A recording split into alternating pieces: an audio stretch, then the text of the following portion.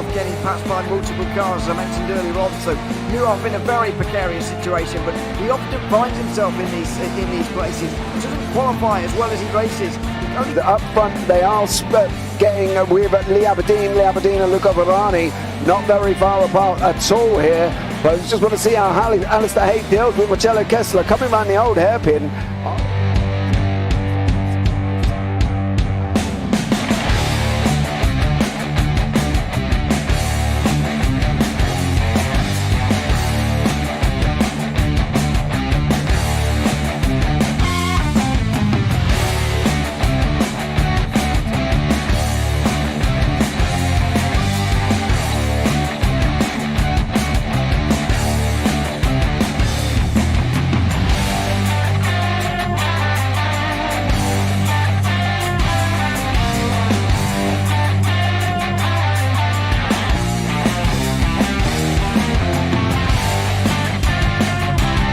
I would say it's not the best decision they've ever made, just not having done that under the safety car, really. Yeah, they're taking their pit stop strategies from Ferrari lately or something. What's going on? In turn one, just too much gas on them, too much feet on the loud pedal, and unfortunately he's dropped him all the way down the order. But Philip Hammer is out in front by an 8.91 seconds.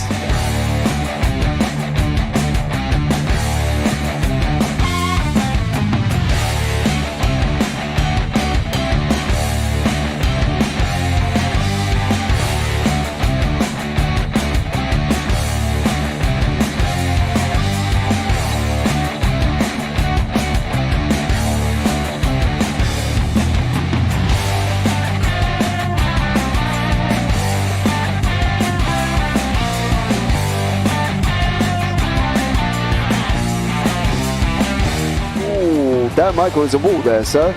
And definitely doesn't want to be hitting that earlier on as well. Difficult, the understeer is in the dirty air through that final corner because it's such a long corner and you get dragged off into the grass very easily. He'll have the slipstream down towards the chicane. Peterson was briefly alongside, but that slipstream has saved him and kept him in third. Yeah, Varani now lost a little bit of time to Aberdeen, about half a second. Peterson is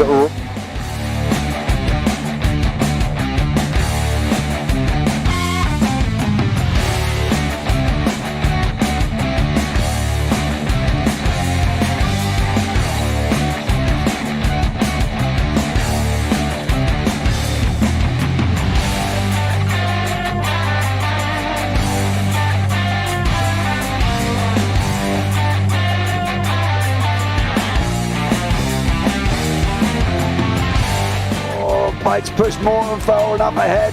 He's got out of line. Is now Pike going to have a go at Werrell? Don't push him off. He's in the championship fight. Jack Werrell chasing down Carl Jacklin. Further down, Rob Williams and Chris Barnes. Sensational run outside line now though for the heavy braking zone. Around the outside goes the Audi R8. Look how much Miller's come back into play. Exactly. Miller's still such up. He's touched on second and change. All of a sudden Miller's back in play.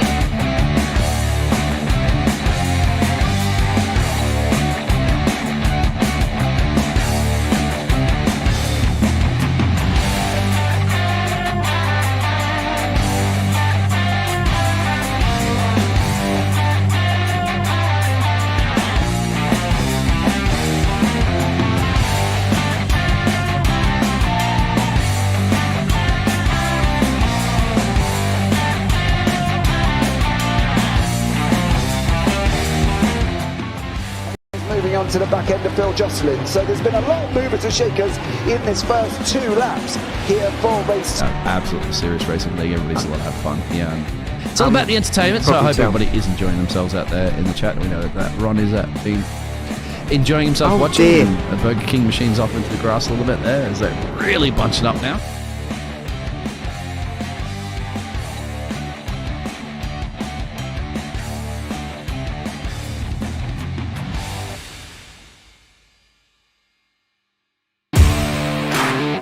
Standing out from the crowd is a challenge. You have the passion, courage, and ambition to do something extraordinary. You have an awesome story to tell and a wonderful vision to share with the world.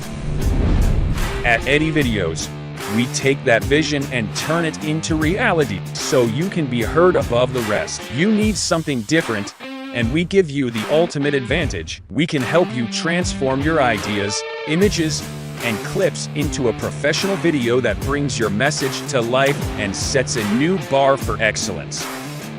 Visuals, voiceovers, editing, animations, whatever you need, we've got it all.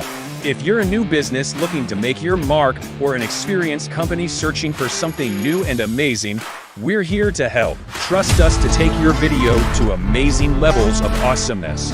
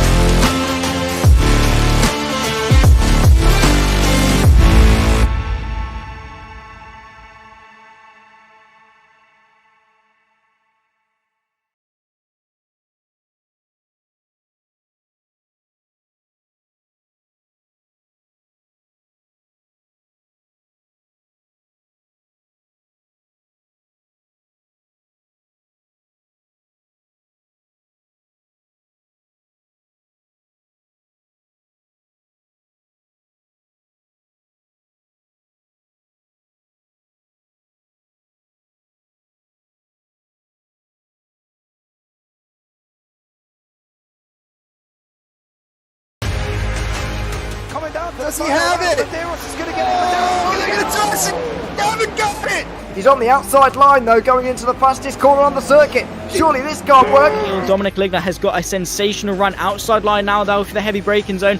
Around the outside goes the Audi R8. Look how much Miller's caught back into play. Exactly. Miller's still such up. He's not on second and change. All of a sudden, Miller's back in play. Can Barry do it? Big Barry's going to do it. Big Barry.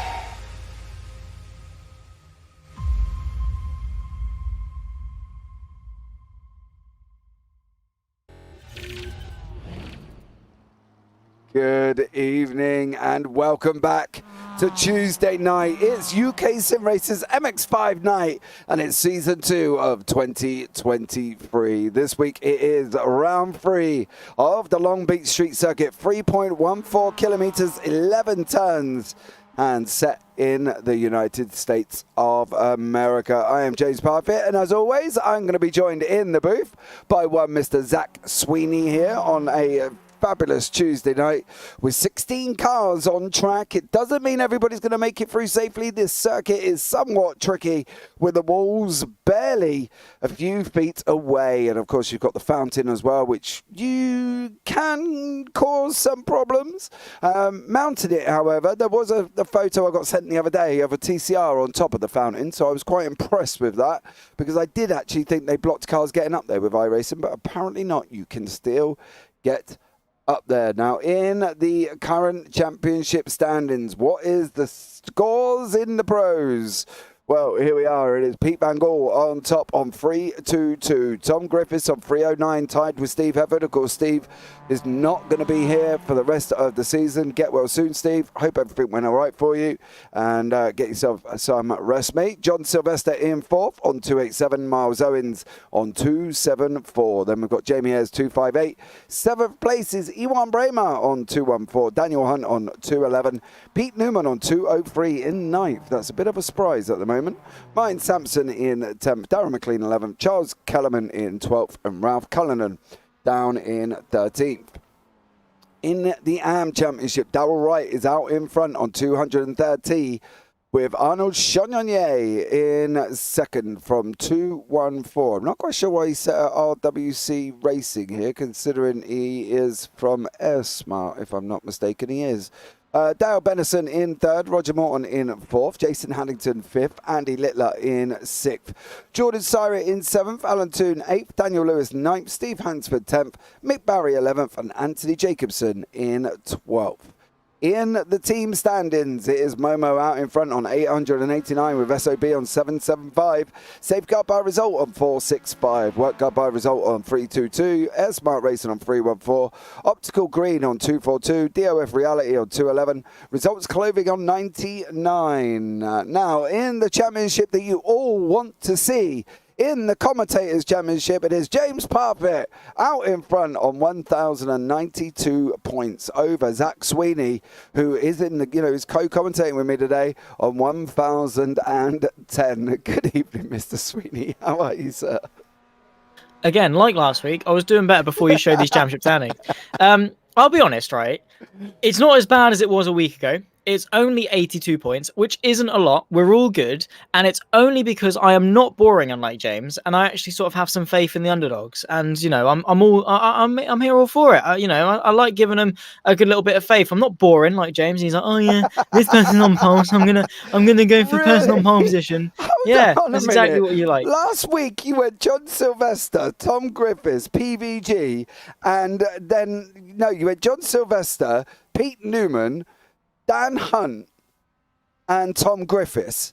And I went I'm not going back that far. I went to Newman, Griffiths, PVG, and Ayres. Give over. Well, am I just picking the pole man when you've got the likes of Newman in there as well? And hold on a minute. Anyway, back to the first round where you made that one mistake, where you went and decided to pick Alan Toon. Yeah, right. I live by it. I've got faith in the man. I get that, and I love Alan, and Alan knows I love him. And if he ever wins a race, I'll run round and scream his name at the top of my voice in my garden with nothing more than a mankini on. But I just, unfortunately, I can't see Alan winning. And that's where you lost the points anyway. Stop your whining. It's fine because we've got the whole season yet, so it's all good. I won last season, and even though we weren't counting it, I did win last season. Are you just making it up as you go along? Mate, I'm a commentator, of course I am. That's the whole point of what we do. This is also true. What do you think our job is? Well, yeah, I don't know if it's to make it up as we go along. I think we're here for a purpose, but I'm just not quite sure what the purpose is. But we're here to call some epic race action of some MX5s, which we will see. Unfortunately, we ain't going to see that from Pete Newman at qualifying, because he's just gone and stuck it in the wall.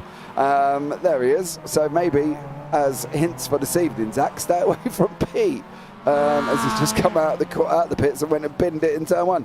Right, don't forget, guys, we are here at Long Beach. Next week we're off to Interlagos, and then for round 5 it is Suzuka.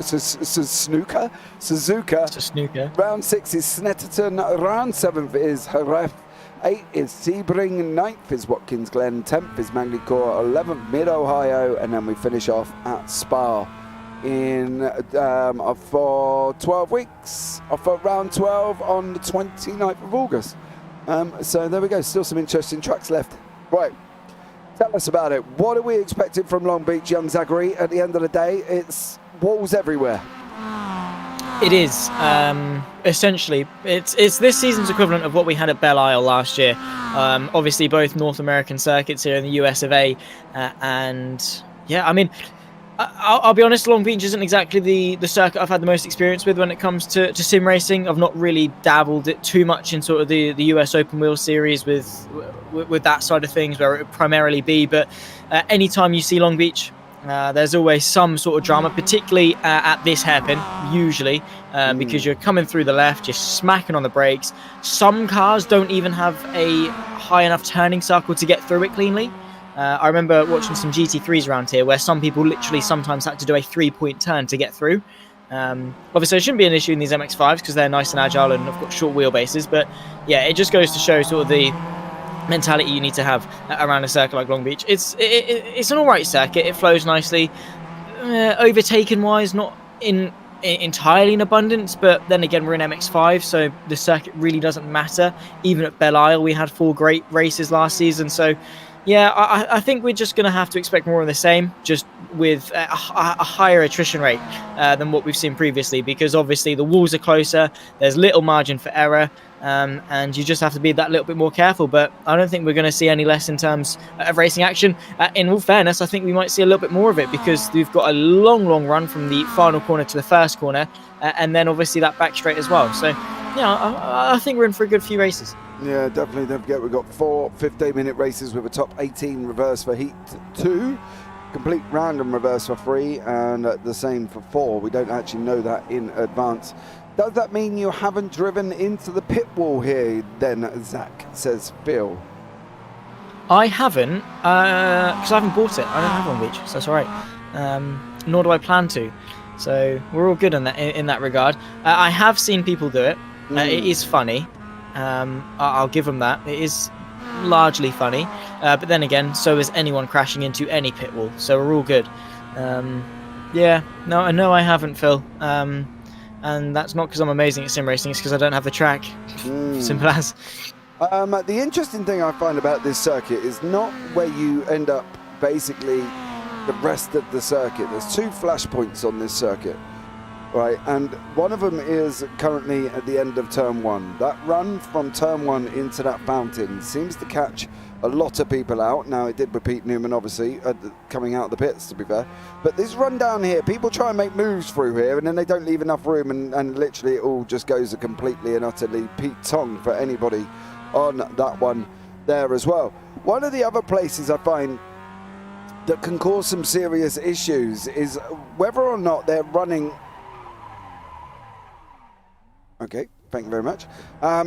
Whether or not they're going to be taking different runs into turn 6, right, which is the one coming up now, as we see Daniel Lewis just recovering there.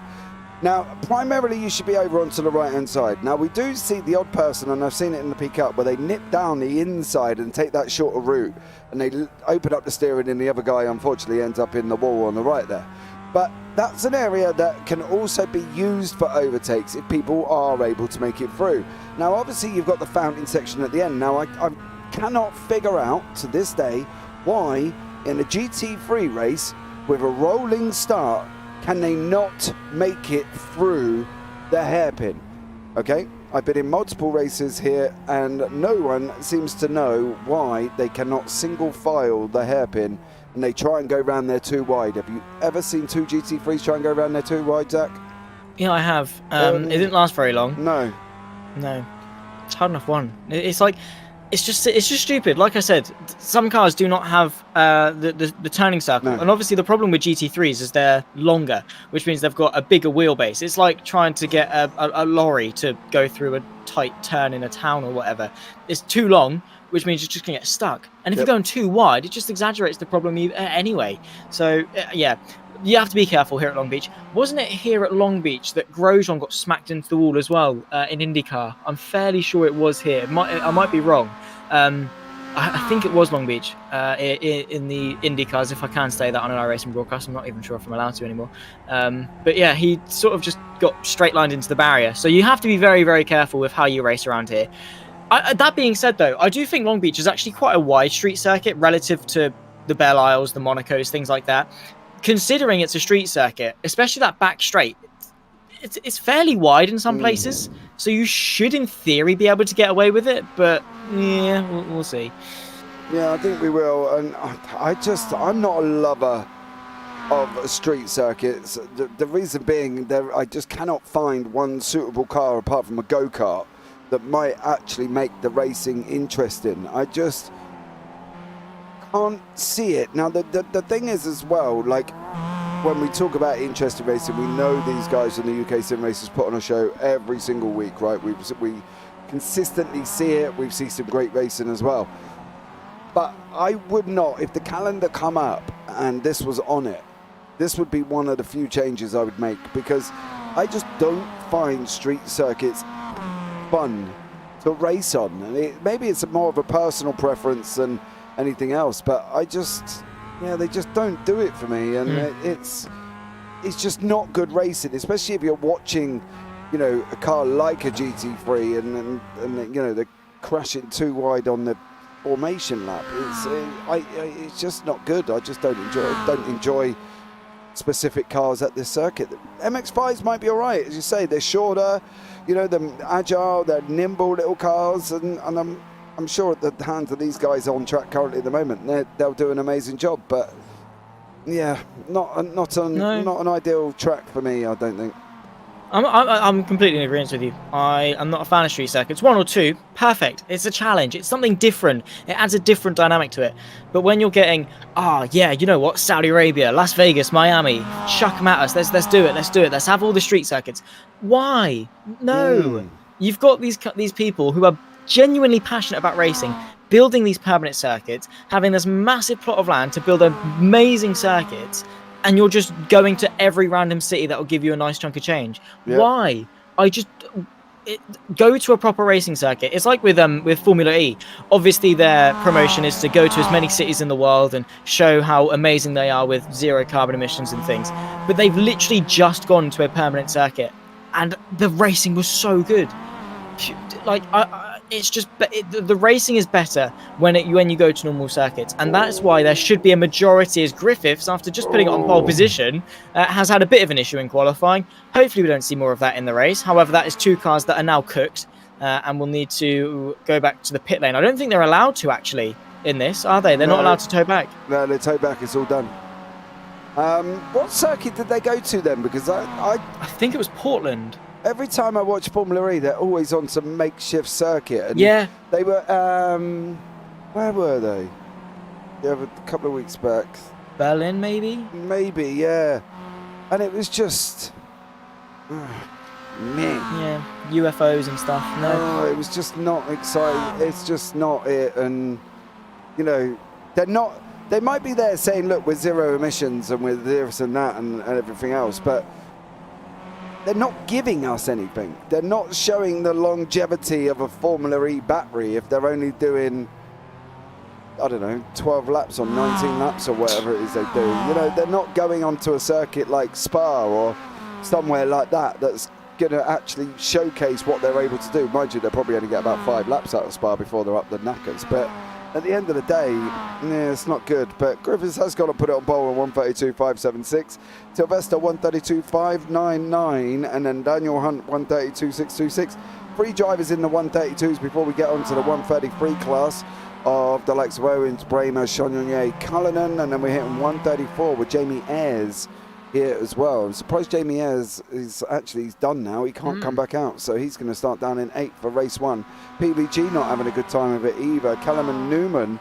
Pete Newman is not having a good time, but I'm wondering if that's because of the fact that he went and dented his car right at the beginning, coming out of, there on the right-hand side, and dented it about there.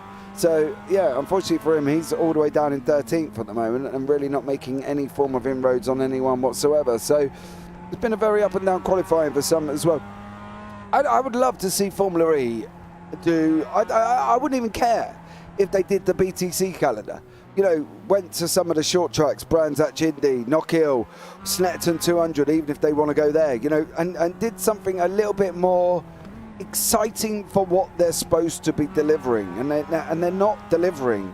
Going to makeshift circuits where they're going somewhere, some random place like Berlin, where they've got people sitting down protesting in the middle of an electric car race circuit over emissions, which really, I'm sorry, whoever thought that was a good idea really needs to look into his carbon emissions and see what it actually means as well.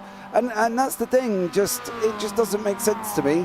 You know, it's like Formula One going round Las Vegas and Monaco. If Monaco didn't pay as much as they probably did, to be honest, I think it's oh, ouch, Bramer.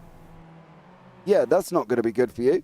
Ewan Bramer back into the pits as well. I think isn't Monaco one of the only circuits that do not pay to host a Formula One Grand Prix, but it's because of their prestige, if I'm not mistaken. It's either discounted or it's free.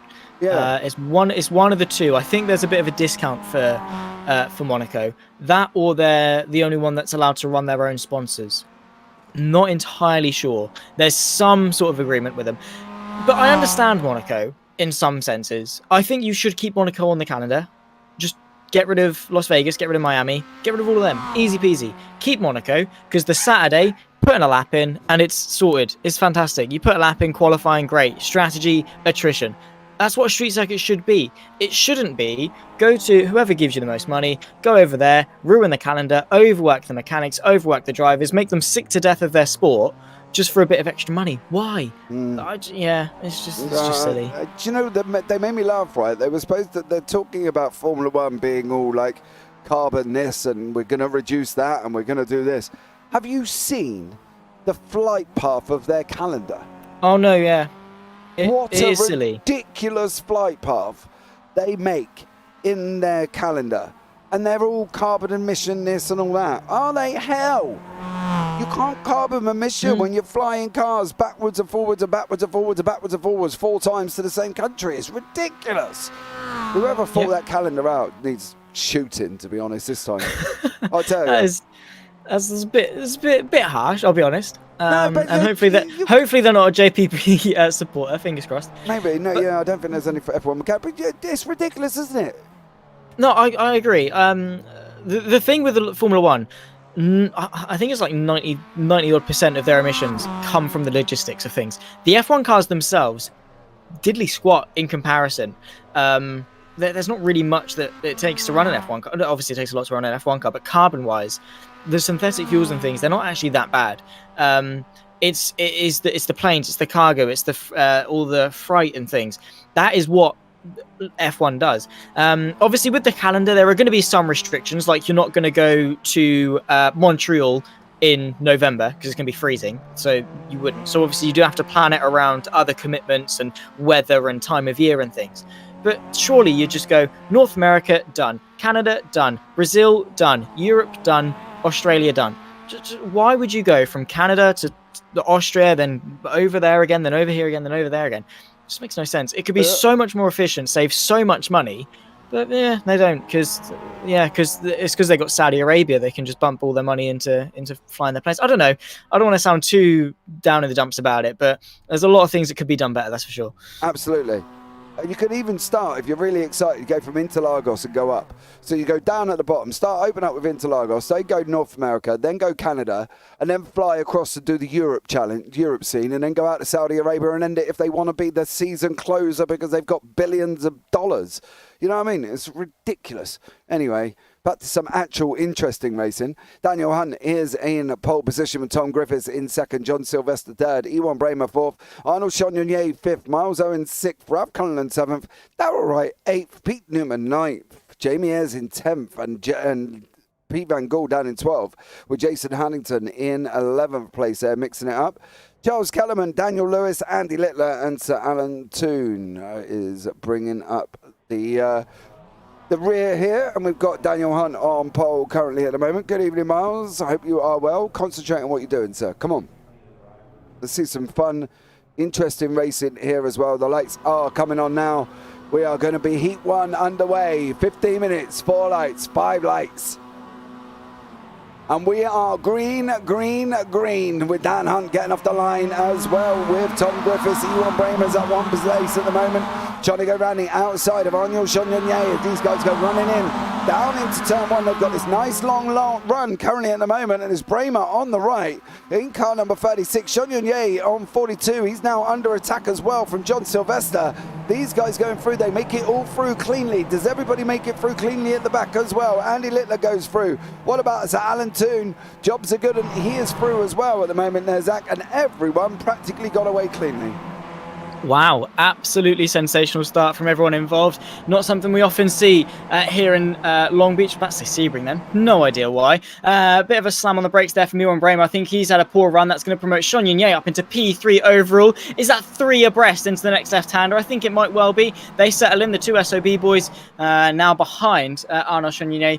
Ewan Bramer, though, with a big old bit of understeer. Pete Newman as well has come into race 1 after qualifying and might well be a new man. Side by side, bit of a tap on the wall, and there's carnage. I take back everything I said, James. Oh, 986 as well. Just sliding down the order, Ralph Cullinan, Pete Newman. Everybody done. There's Miles Owens in the 986 car. Unfortunately as well, he is done and dusted. This is Jason Huntington battling away with Charles Kellerman there as well. I have seen that message on YouTube. You going for Tom Griffiths? I am, yeah. I was going to go Newman, but unfortunately we've just seen what happened to him. Well, it's already done now. He's put it in. Cool. No, it's not. Shut up. Don't make excuses. I don't really want to go for Daniel Hunt just because he's winning. That looks a little bit obvious, doesn't it? You know what I mean? Go for who you like, mate. Go for who you like. No, I can't. Can Just I? know that I'm never going to let you live it down. Alright, I'm going to go for John Sylvester. Why not? Come on, John. I can't pick the leader. That's just too meh.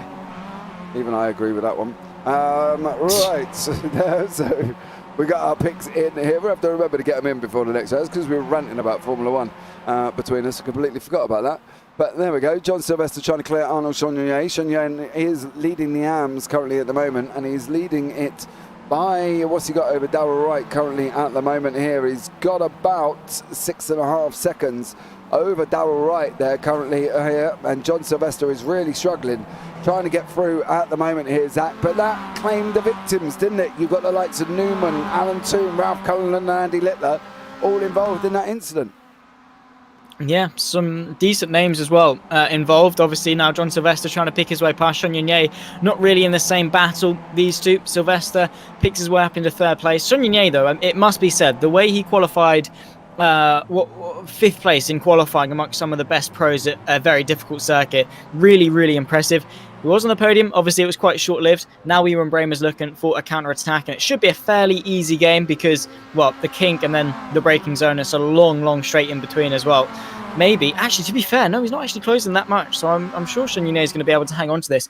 Interestingly, though, John Sylvester with a fast lap of the race. Even if it's only by half a tenth or so, he's closing the gap bit by bit. Here comes Ewan Bramer, the right-hand side of your screen, the left-hand side of the circuit, the inside for turn number 1, and he picks his way back into fourth. However, John Sylvester, marginally quicker than the top two. Pete Van Gool all the way down in 8th, up 4 places currently at the moment as well. He's sitting in, basically chasing down Darrell Wright currently at the moment here. And then behind that, we've got Charles Kellerman, who is in the wall. Well, that's really unfortunate there at that moment. I should not laugh. I really shouldn't laugh. What's happened here then? Into turn 1, understeer, doink, and a bit. Yeah, that is the... I'm going to guess that's the front right has been kinked inwards. It's been towed inwards from that slight tap. Not something you often see really with closed wheel arches. It's usually the open wheelers that have that dink. But it's obviously happened. He's obviously hit it at a wrong angle. Actually, the way his steering wheel's angled does tell me that he's actually fine. In terms of the wheel geometry, I'm not entirely sure, to be honest, but it is squirming under braking, so again, it could be. Yeah, it's not fine. No, it's probably not drivable to a degree on him. I think he's got a problem there.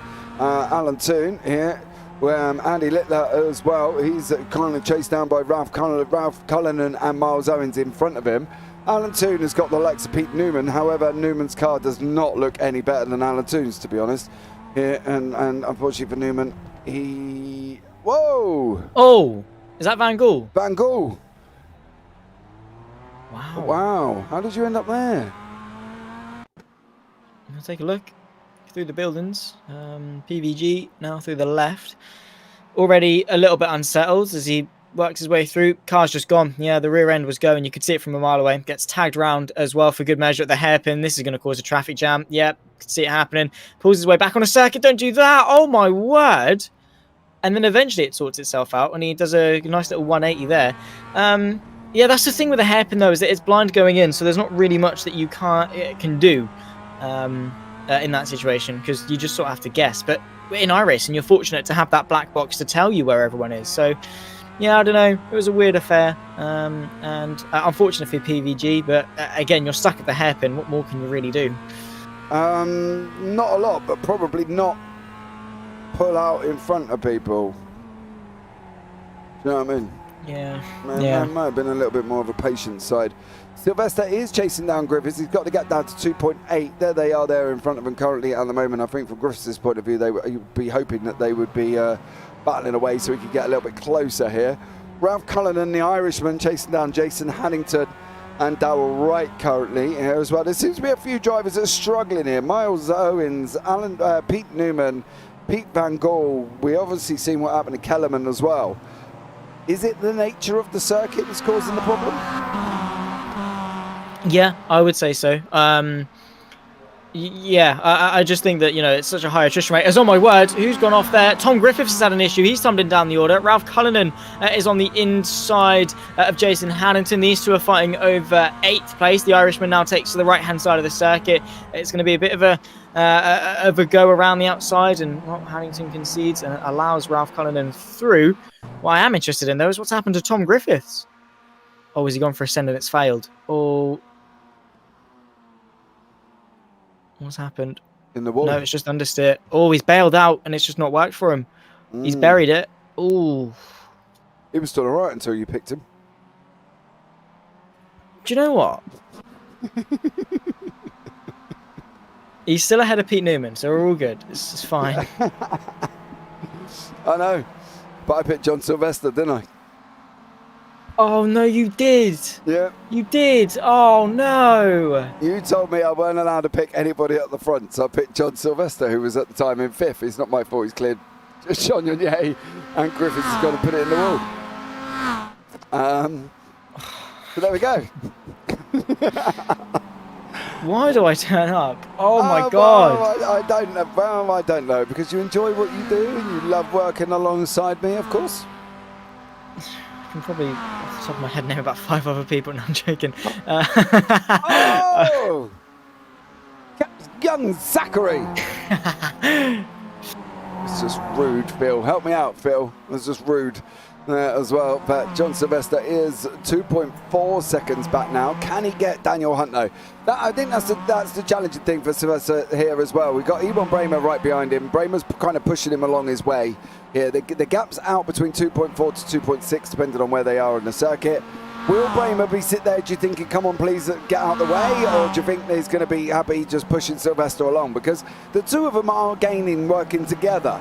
I think that's when they start fighting that the problems could lie for them guys. And at the end of the day, I'm worried that if the boys in SOB, and we know they've had issues previous seasons where they made contact with each other, might be worth more looking forward at going forward with this battle than actually trying to fight each other. I completely agree. The pace they've got, well, that last lap was 6/10 quicker than Daniel Hunt, so they've got pace. Now just use it, work together, and then after the race, they'll be first and second as opposed to second and third. Obviously, it is going to take a bit of mental resilience and patience to work with each other, but with about 5.5 minutes left to go, it's possible, it's doable. It takes a mistake from Daniel Hunt and their teammates. If Bramer and Sylvester swap places right now, it's the same amount of points they're going to gain in the team's championship. It's just a couple point swing in the pros. But now, in the slipstream, we'll see what Bramer's true intentions are. Is it going to be to push his teammate? Is it going to be to go for a move on his teammate? He drops back ever so slightly. So I think they are in it for the long haul. However, that last lap was 33 thousandths of a second quicker than Hunt, which is quicker. But I don't think it's quick enough to catch in 5 minutes. Gap did come down to below 2 seconds there at the moment. Phil's left you a message on YouTube there as well.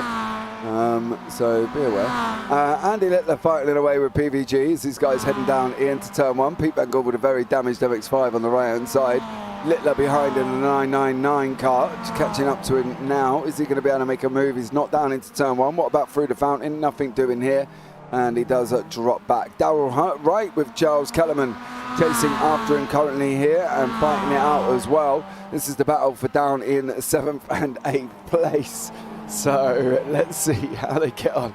What are you and Phil up to in there? I have no idea. Ralph Cullinan trying to come around the outside here. Doesn't make it through a turn 8 or that way round. Tyre wall on the right hand side will come out and bite you here as well if you're not careful. Newman, Owens, Hannington and Griffiths are all in the pits. And this is what happened to Miles Owens. And then we see that a little bit later there. Where was the beginning of that?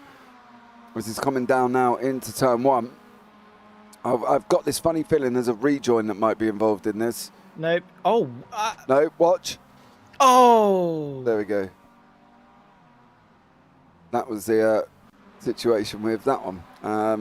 Sean Yonye got Griffiths right behind him. Griffiths has fought his way back into 5th there, Zach. Not a bad climb back from him. Not at all. He's driven fantastically, and now he's knocking on the door for for 4th place. So yeah, all things considered, he's had a decent race. That one mistake, obviously, it's been turn 1 as the main bit of instance. Which, is it turn 1 or is it turn 2? Technically, no, it's technically turn 2. But turn 1 basically is what we'll go with. Here goes side by side. Tom Griffiths to the inside of Sean Yun-Ye, who is going to take the victory in the AMS. All things go well for him. But yeah, Tom Griffiths had a really good race.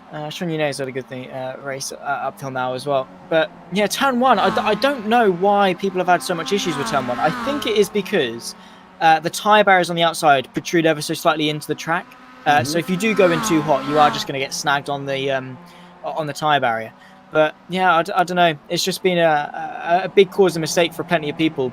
And with these MX5s, you're typically used to braking quite late with them because they're slightly slower. They've got decent brakes, so you can brake late. At the back end of that straight, though, these MX5s are going mightily quick for a relatively tight 90-degree left-hander. So you do have to get it slowed down, and maybe it is just a case of braking ever so slightly too late and then going in a bit deep. Because very rarely do you see people lock up with MX5s. So it's not just a case they've pressed the brake too hard and have gone straight on. I think it might just be carrying in too much speed. But it's something they're going to have to live and learn by very, very quickly, because they've got race 2, 3 and 4 coming up very soon. And, well, they don't want to be repeating the same mistakes as well. No, they definitely don't. Daniel Hunt just did the fastest lap on a race there of a 1:32.84. Quicker than John Sylvester's last time of 1:33.31. So he's just pulled out half a second.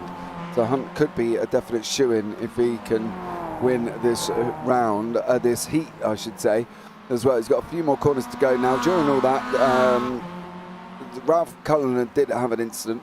Pete Newman also had another one as well. And unfortunately for him, Sir Alan Toon is another person that looks like over the last half a lap has also had an issue. Bramer's still behind Sylvester. Sylvester's still trying to go forward into Hunt. Still not making headways. I'm wondering whether or not Bramer, if they had swapped earlier, whether or not Bramer looked a lot quicker and might have been able to do a lot more damage to Hunt's lead, do we think? Or do you think they're probably in the best way they are currently at the moment? Well, we haven't seen Bramer in front, so we can't know for sure. And right now, I think Bramer is... I'm not saying he's solely dependent on the slipstream, but there is a little bit of that slipstream keeping him in touch with John Sylvester. I think Daniel Hunt is just quicker of the two. Well, of the three, technically. I think he is just ever so slightly quicker. I mean, that last lap was quickest, so he is looking very, very strong indeed. I don't think there's much the SOB cars could have really done to close that gap. Swap around, stay as they are, wouldn't really make much of a difference. If it was, it'd be the gap would be 2 seconds as opposed to 3.5 now. So yeah, I don't really think there's going to be much swing. I think that the SOB boys just have to be a bit quicker. Yeah, Bramer was the fastest on that last lap as well. 1:33.2 for Bramer. 1:30. No, sorry, Hunt was 1:32.84. 9.3.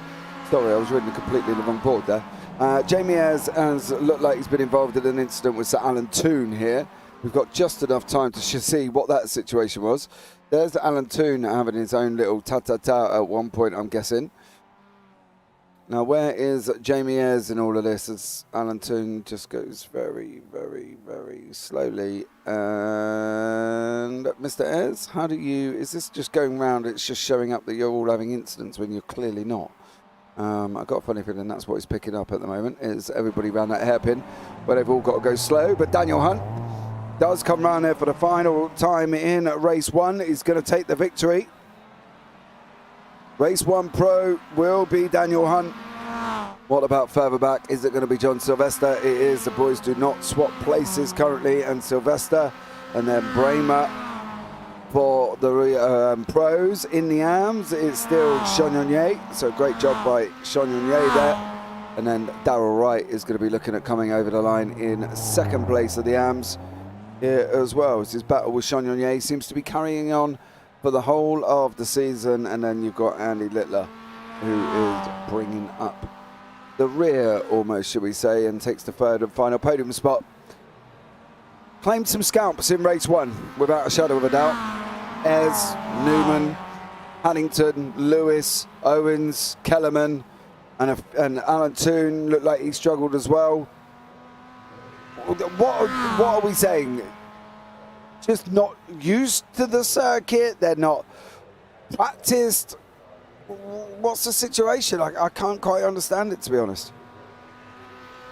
Unfortunately, I think it is just a case of getting better.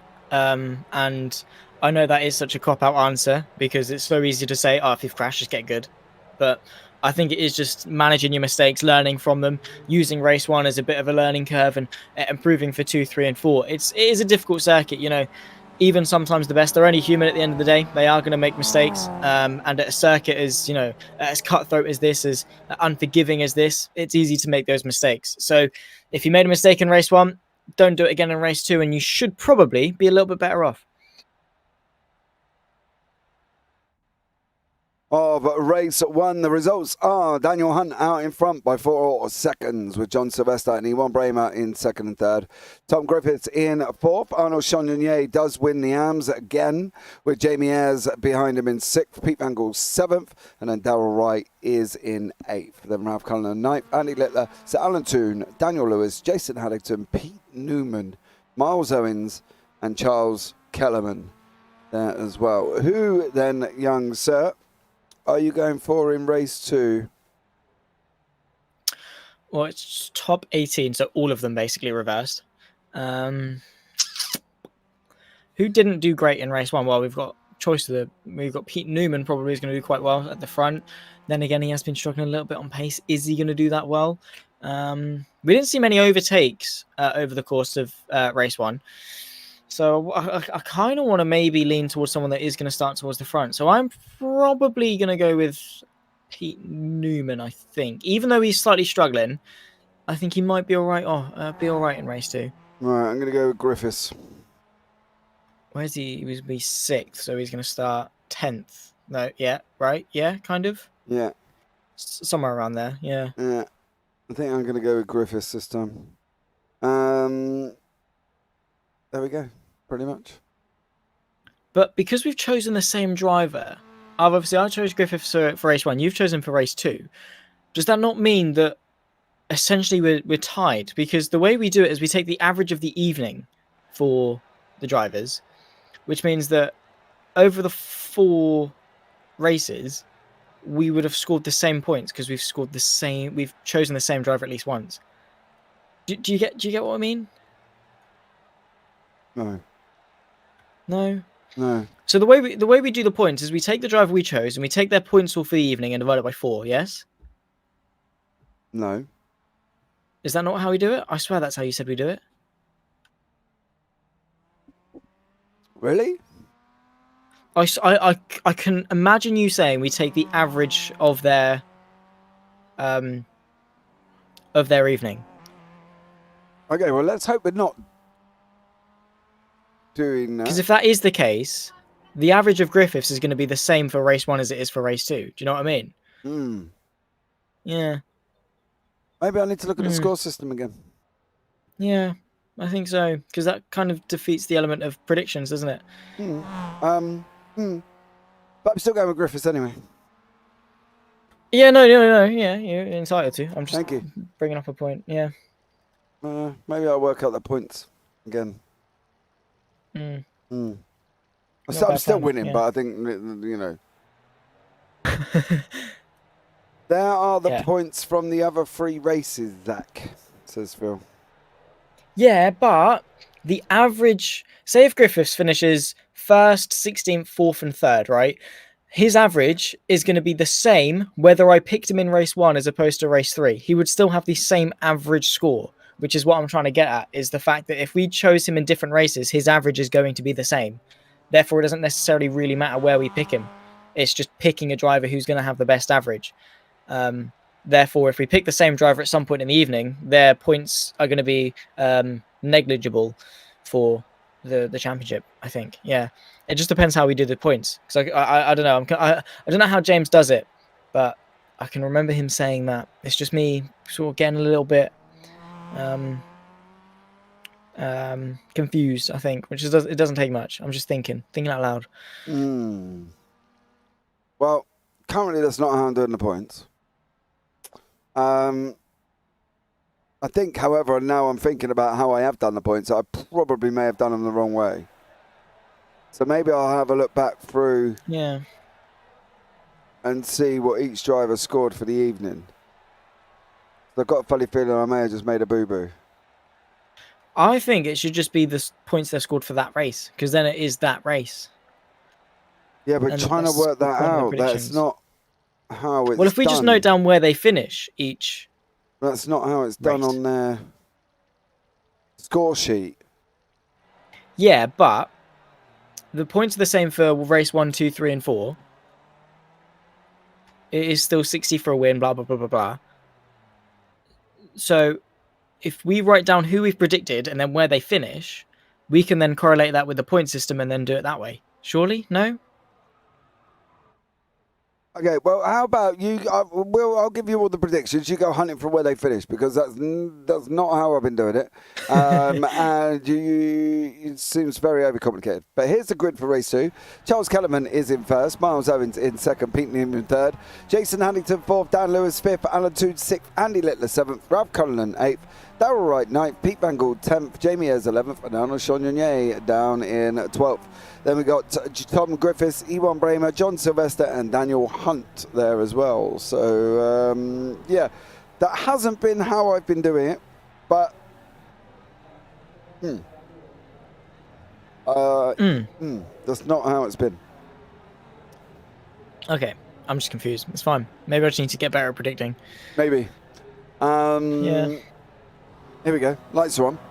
Ready to go. Once more, Charles Kellerman on pole, Miles Owens in second, Pete Newman in third there. As these guys line up in there as well, Charles Kellerman does get off the line. There's no movers further back either. It looks like the only position that's changed is Andy Littler and Sir Alan Toon. Tooney right in the middle this time around of the grid as they go running down into turn 1.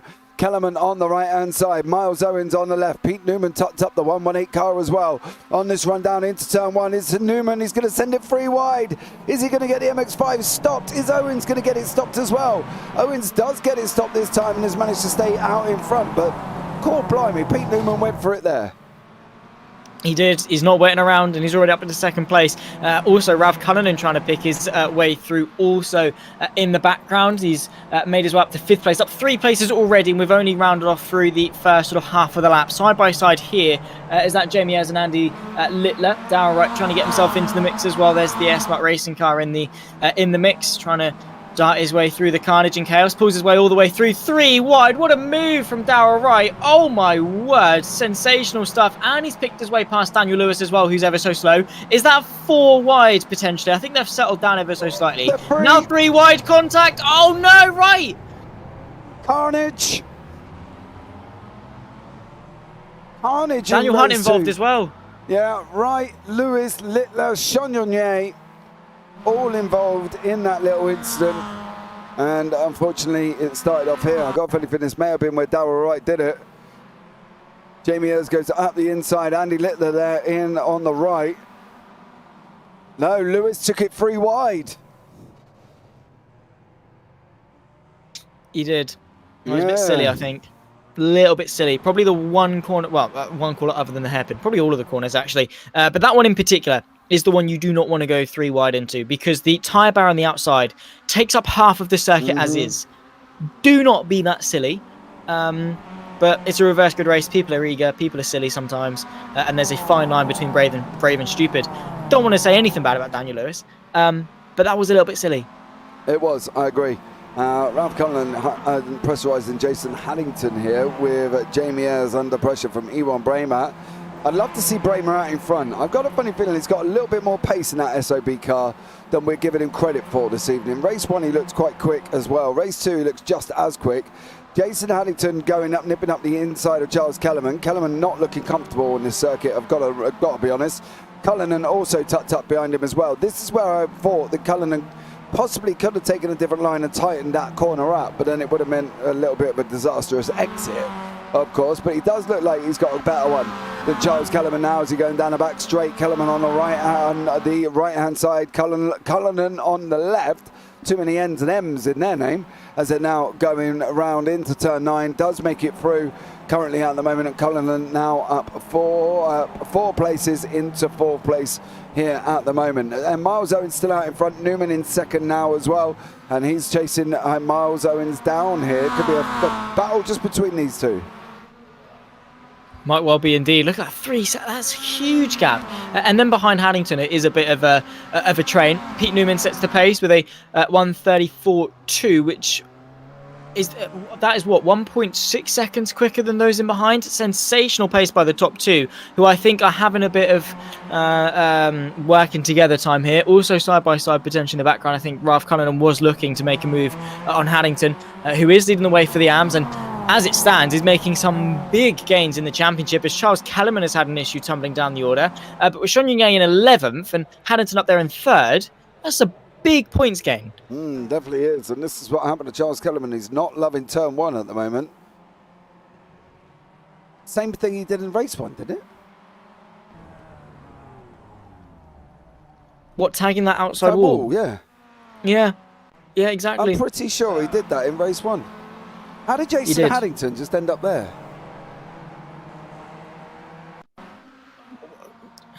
This race is bonkers.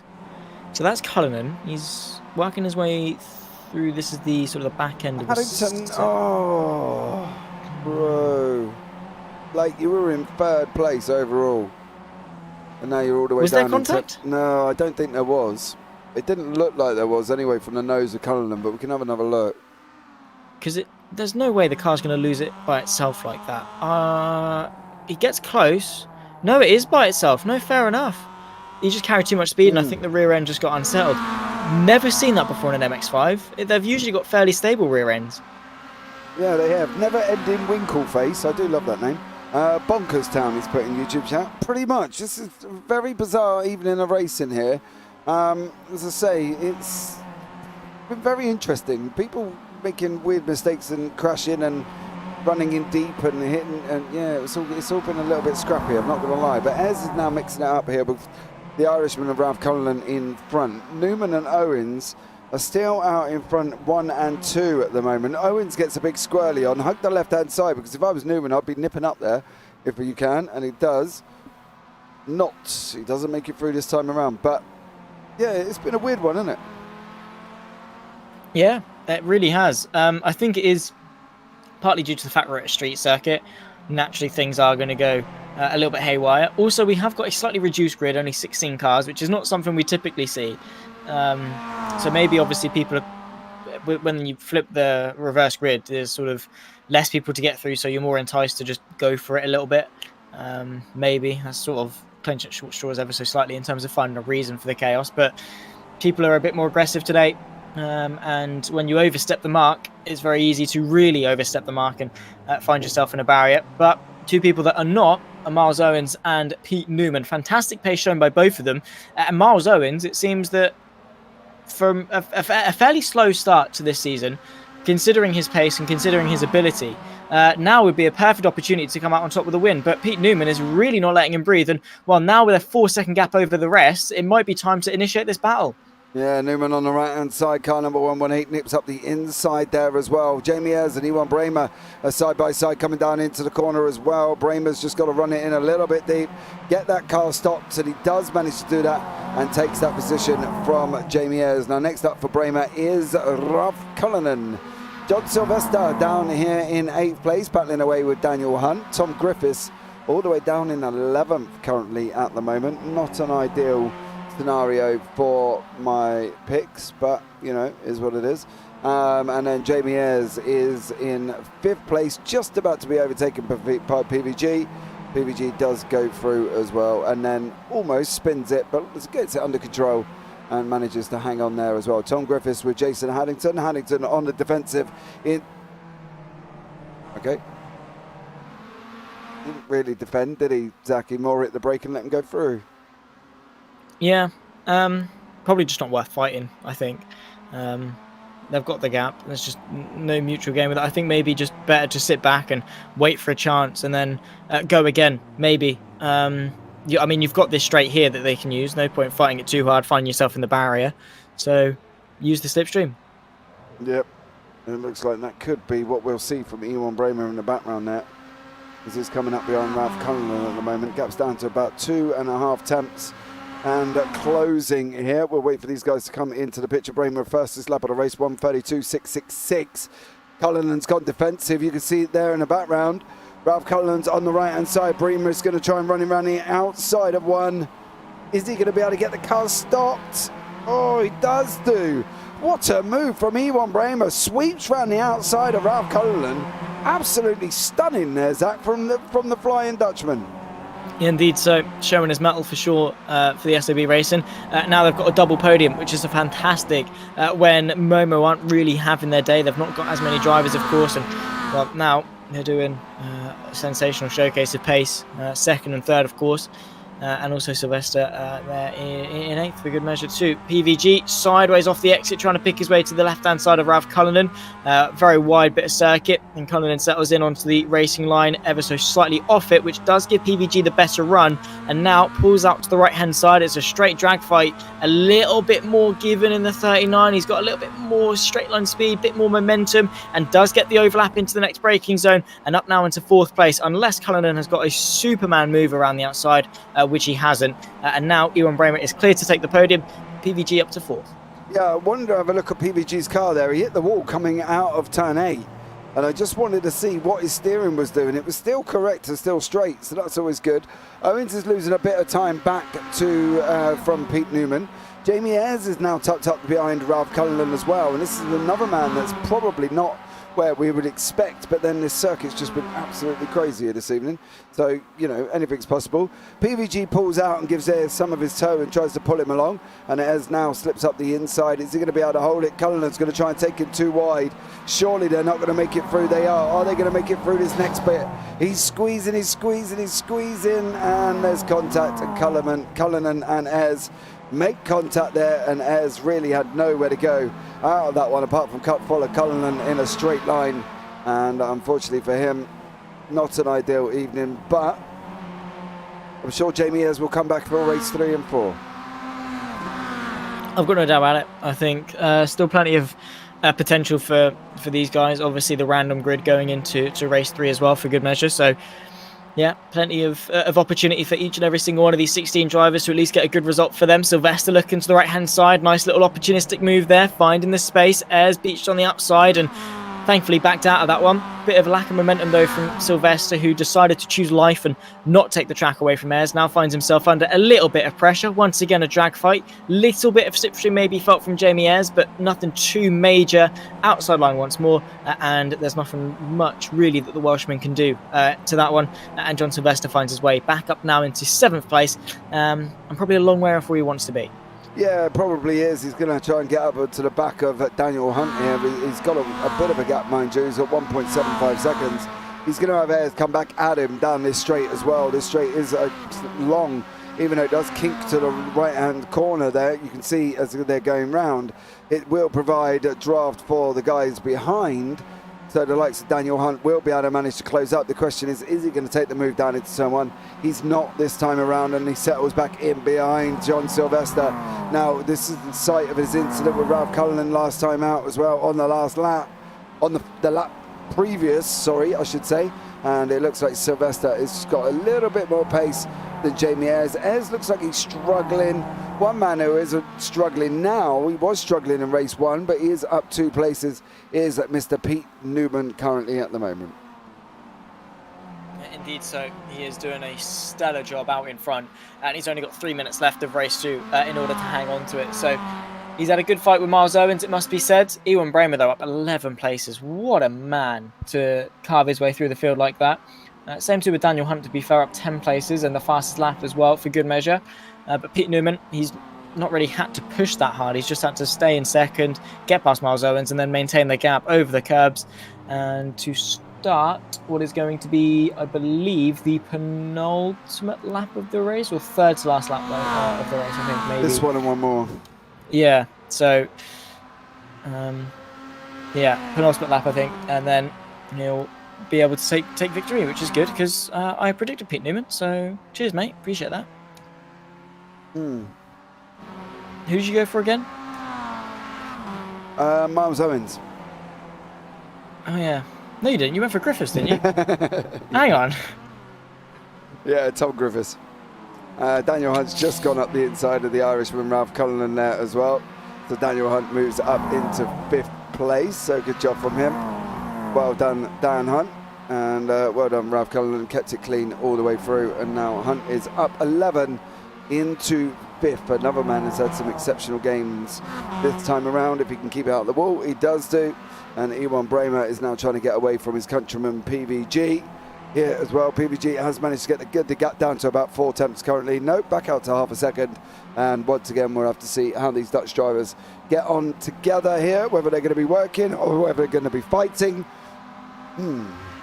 Battle of the Dutchman. Civil War there for the... Good song, in that. the Netherlands. What? Civil War by Guns N' Roses. Oh no, never heard it. Sorry. The only Guns N' Roses. Wait, no, Sweet Child of Mine is Guns N' Roses in it as well. Yeah, so Guns N' that one and then Paradise City. They're the only two ones I know.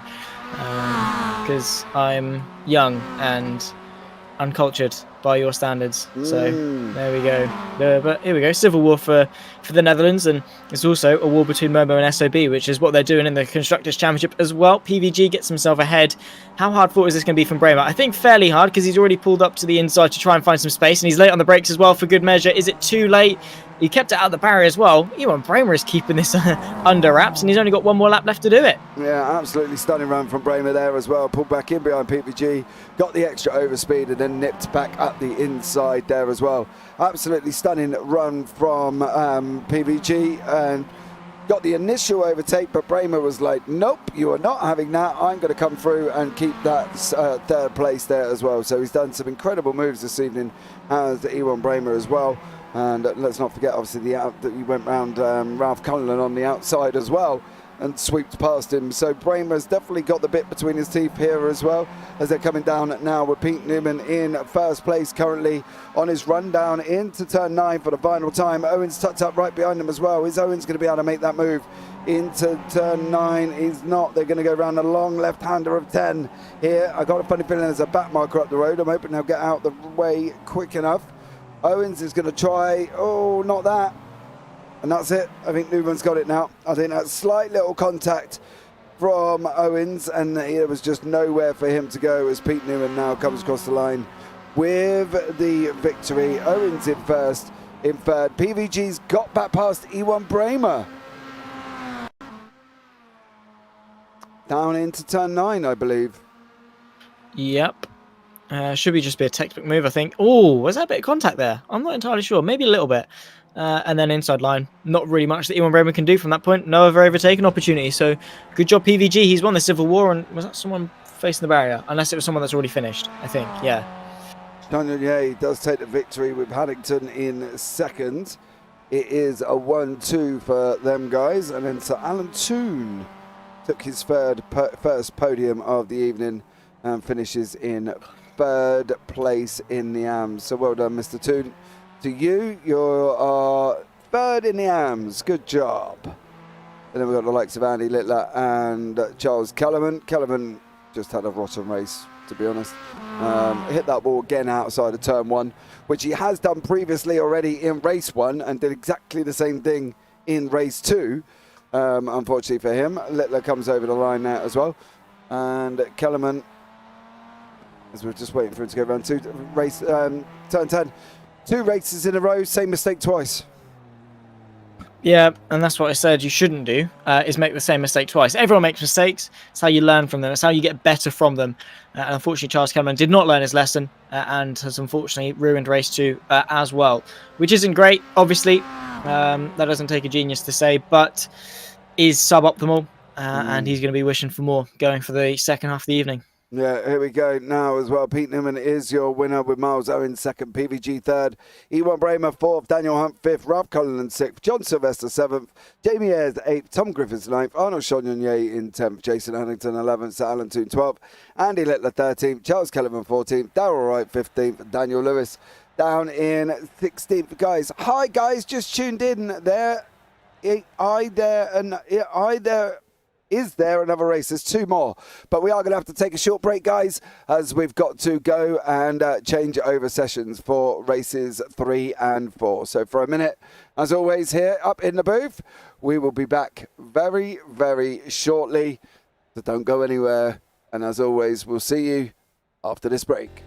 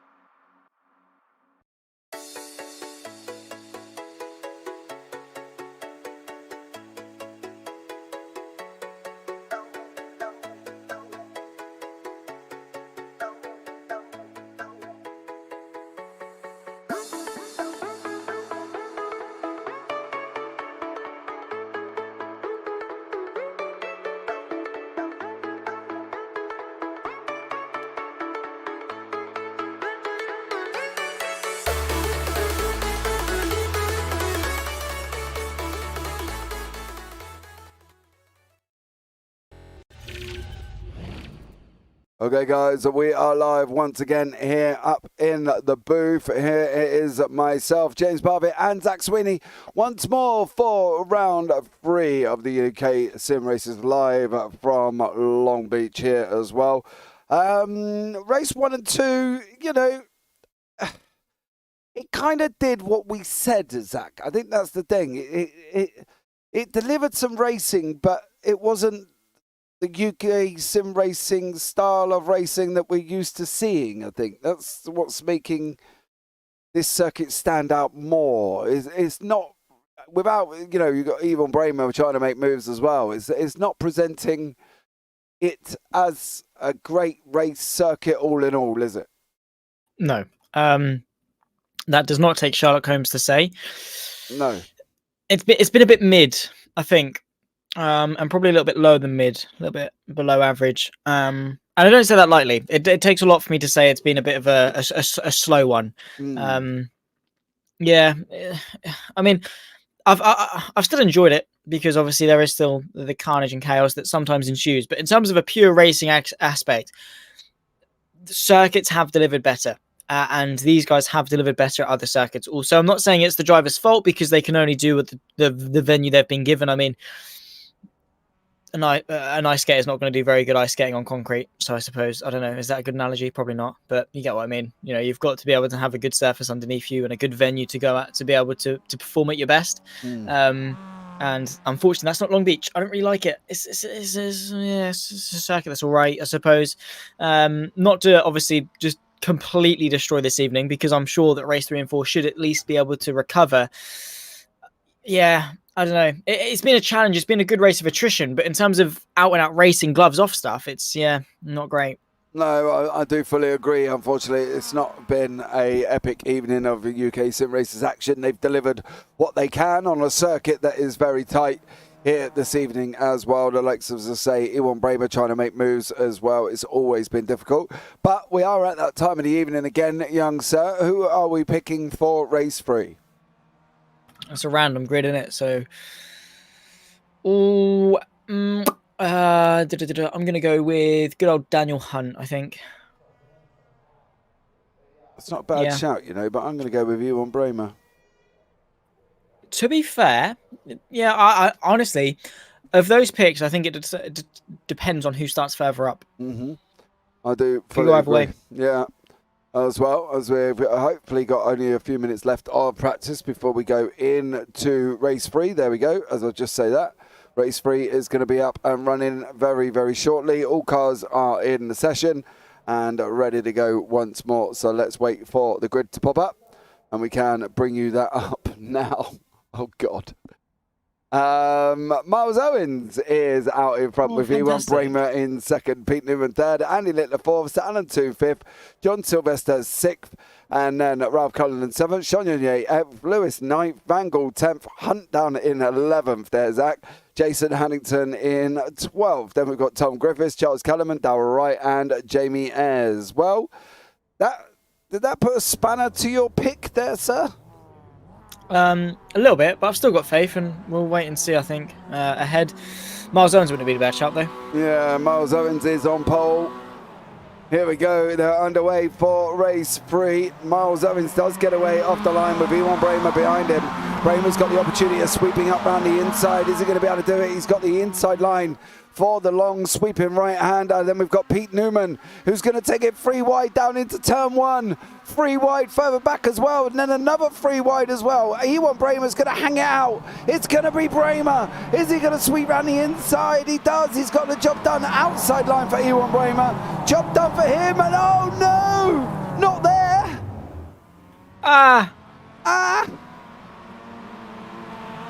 That's scary stuff. Not what I like to see at all. Who's been involved? Yvonne Bramer is down in 16th place. Oh my word. Dan Hunt's up to 6th, up 5 places, battling with Ralph Cullinan. Tom Griffiths is up a few places also. Miles Owens takes the race lead. Pete Newman's had an issue. Newman. There he is, look. Yep. Newman looks like he's had an incident. Oh no. Oh, he just stops. Did he put any fuel in? No. Is he still moving? Slow down? Where? No. No, whatever it is, he's just... Unless he Creeping feels crawling. responsible and he's going to allow Ewan Bramer through before he tucks. Yeah, there it is. That's it. Yeah. So did he hit Ewan Bramer then? Maybe there was a bit of contact. I mean, that would understand why he's waited up for him. But that's a weight and a half, isn't it? That is. It's all good up till now, and then bang. That's it. Yeah, too late on the brakes. That's a bit. Oh my word! How he's managed to get through there, I do not. Honestly, if I was in Pete Newman's situation there, as harsh as it sounds, I'd just go with it. Yeah, just apologise in voice chat and say, see you later. John Sylvester, PVG, running down into turn 1. Daniel Hunt as well. They're 3 wide further back with Cullen and also Andy Littler. This is all going to be, this ain't going to work. Somebody's got to go somewhere. Are they going to manage to get through here as well? And it is Miles Owens with Pete Van Gogh making his way through once more. And it is Owens in front, PVG, John Sylvester story, Daniel Hunt, Ralph Cullen as well. And these guys make it through into second, third, fourth and fifth. PVG up currently 8 places. Daniel Hunt up 8 as well as John Sylvester from the SOB goes off this time as well. Was that all on his own? That looked like it was all on his own, I'm not going to lie. And did he get a nudge though on the back here from Daniel Hunt? We're going to have to try and find a decent camera angle. No, I think this is just going to be all on his own. It is. Yeah. All on his own for Sylvester. Who was it in race 2 that had that? There was someone, as Sean Yunay and Littler go side by side. Sean Yunay is able to get himself ahead and is up now into 6th place overall, side by side, and I think Hannington and Ayres is just in behind also. Look at that, though, around the outside. Andy Littler, that is brave. Bit of a tap to the barrier as Sean Yunay is going to still try to hang it around the outside, tries to nip and tuck underneath. Again, no way through this section of the circuit, unless maybe he gets a supreme up and under, because that is not turning. Oh my word. That is the danger of the hairpin, and Littler has not given himself a good bit of momentum on this back pit straight. And Sean Yunay surely is just going to be able to drive straight past him. Yeah, you can see Littler just disappearing in the rearview mirror there with Sean Yunay, and he has. He's dropped all the way behind him, unfortunately, but Andy Littler manages to, well, almost make the move, and then he hit the wall, and then he got a bad run out of the hairpin. He's going to try and go up the inside of Sean Yunay, as is Jamie Ayres over Jason Haddington, and they're going to be running side by side up into the fountain currently as well. Haddington slots back in behind him, and Jamie Ayres gets the position there as well, so Ayres up into 9th place. Newman and Bramer battling into the back of Daniel Lewis with Dowell right here as well. So Newman did get past Ewan Bramer once more, and Bramer there possibly suffering damage as Hannington's in the wall. Oh, Turn 5. it's just one thing to another, isn't it? Yeah. Turn 5. And he's tapped the barrier as well. These MX5s, their turning circle is abysmal. Yeah. There's nothing in that.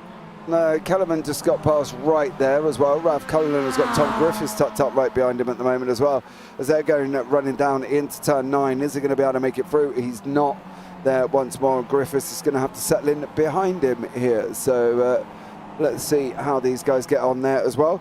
Turn 5, claimed Sylvester, claimed Haddington as well. In this race alone, it claimed Haddington in, believe it or not, in race 2. All at the same time. So unfortunately for Jason Haddington, him and turn 5 are not going to get on well, and there certainly ain't going to be a Christmas card there as Hunt goes across the line on a 1:33.344. Fastest man on circuit, trying to stay with Pete Van Gogh. So it's going to be an exciting one, but Daniel Hunt up 8 places here as well. Griffiths is just about to slip up the inside of Ralph Cullen. Job done. Oh, Cullen is going to, no, not on the fountain, surely not. No, not this time. No, I think people have learned from their mistakes. Tom Griffiths picks us up to 4th. Daniel Hunt is doing a sensational job as quickest driver on the circuit as it stands, and driving onto the back of Pete Van Gogh. So it seems that tonight is my night in terms of predictions. Don't want to get too far ahead of myself just yet, because we're only 6 minutes into race 1, so we'll see. It's looking good. He hasn't won yet. Has he not? Who won race 1? Who won race 1? PVG. Was it? No, it was Hunt. Sorry, Hunt. I was going to say, yeah. So you're 1-0 up for the evening currently at the moment. Yeah. Well done, okay. well done, Cool. well done you.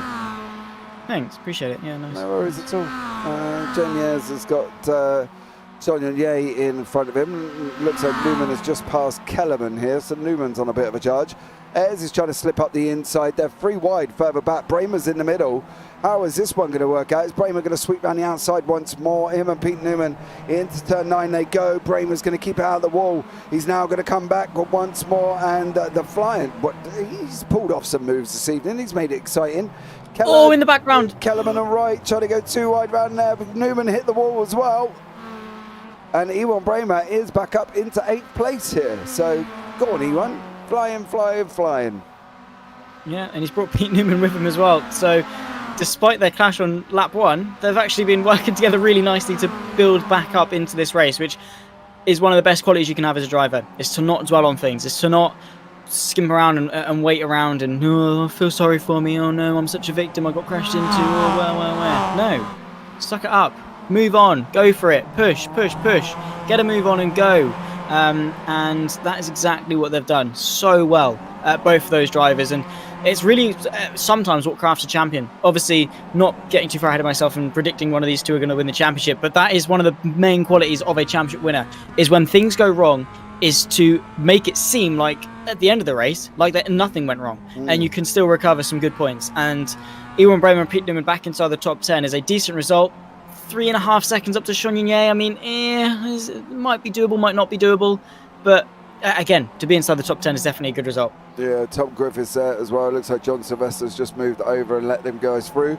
PVG did have Daniel Hunt a little bit closer to him than he's currently got at the moment. He's got 3 tenths. It was down to about 2 at one point.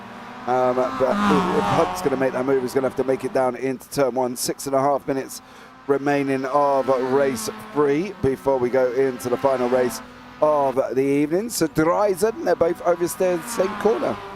Yes, I presume that's turn 5 there with Sylvester and Haddington going off as well. And is PVG going to hold out? He is.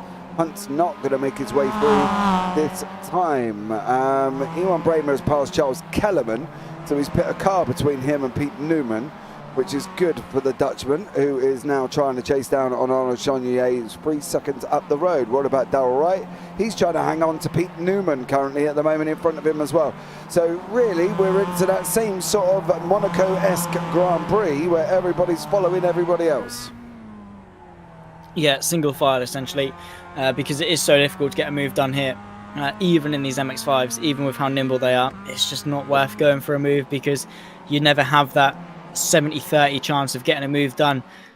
But Daniel Hunt is in the slipstream. It is doable as long as you're certain it can be done. As long as you're practically pushing them out of a corner and you can just brake slightly later into a corner. Sends like this are not doable around Long Beach. No way. Maybe in Lagos in a week's time, I think it's going to be very, very good because you can go for those sends. I remember, was it Lewis Hamilton in 2012, something like that, where he was like a different postcode behind a car and just sent it into turn 1. Because you can do that. You can go for those moves into turn 1 at Lagos, and many a different corner at Lagos. But Long Beach? No. Because if you do that, you're going to find yourself in a barrier very, very quickly. Yeah, I think that's the only thing that Ewan Bramer's done well this evening as well, is basically some of his overtakes around the outside of turn 1 have been exceptional. I'm not going to lie there as well. Arthur Ferdal, I'm back. Welcome back, Arthur. I hope you're well there as well. Yeah, they both got a bit early on the power and too much power in the steering. Easy to do it in a corner like that. It is definitely as well. As we've seen a couple of people spin out the entrance of 5 here as well. Charles Kellerman, still Newman's now got past him and is now trying to set on his way after Bramer. Bramer, mind you, was about 2 seconds up the road and he's only 2.5 back from Chonier. So Ewan Bramer has got some pace this evening. It's just a shame he couldn't hold it once he took the lead at the beginning. Yeah, indeed so. Yeah. I mean, he's had some good pace, but obviously things go wrong, and it's racing at the end of the day. Darrell Wright looking to find a way through on Charles Kellerman as well, who has yet to make the same mistake in race 3 as he has done in race 1 and 2.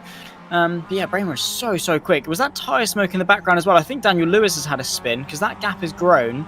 I thought I saw some tyre smoke. Anyway, Darrell Wright is trying to pick his way inside the top 10 and limit the damage to Chonyunye, because these two came in today, not separated too much in that championship fight. Side by side as they run their way into the next braking zone, and surely this is Darrell Wright's to take. Inside line, over the curb, takes the racing line, easy peasy lemon squeezy. Darrell Wright now in the rearview mirror of Pete Newman. I have to say, I'm very impressed by Arnaud Chonyunye and by Darrell Wright as well. Considering they're AM drivers and in theory should be behind the pros, the fact that both of them on merit outqualified a couple of pros as well and have on merit scored really good points today, yeah, I'm impressed. Yeah, the gap down to Miles Owens has come down from 2 seconds to about 7/10 at the moment. So it might have been interesting to see where Miles Owens may have had a little bit of a brush with a wall, or somewhere something has gone on with him, because he's lost about 1.5 seconds there. He lost 7/10 over, well, nearly a second over that last lap. So he did a 1:34. The guys behind did 1:33. So he's lost a bit of time here for Miles Owens. Has now got the Flying Dutchman Pete Van Gaal behind him, as they're going to have this one and one more before we'll be over for the final lap of the race once more. As well. Yes, I'm Mini Parfitt, by the way. Yes, I know you are, Mini Me, my boy in YouTube chat there. So welcome in, son. Hope you're well. Why are you not at work? What are you doing? Anyway, you're at work this evening, aren't you? You must be on a break. Oh, I thought meant you're younger. Sorry. No, this is my 18-year-old. He races in the Clio. I thought you meant the little one. No, he races home by 8 o'clock one. No, he races in the Clio on a Monday. Does my son. So yeah, so he races Pete Newman in the Clios. Mind you, Newman is just as fast in the Clios as he is the Nice, to be honest. So does he race Newman, or does he are on the same track? They're on the same track.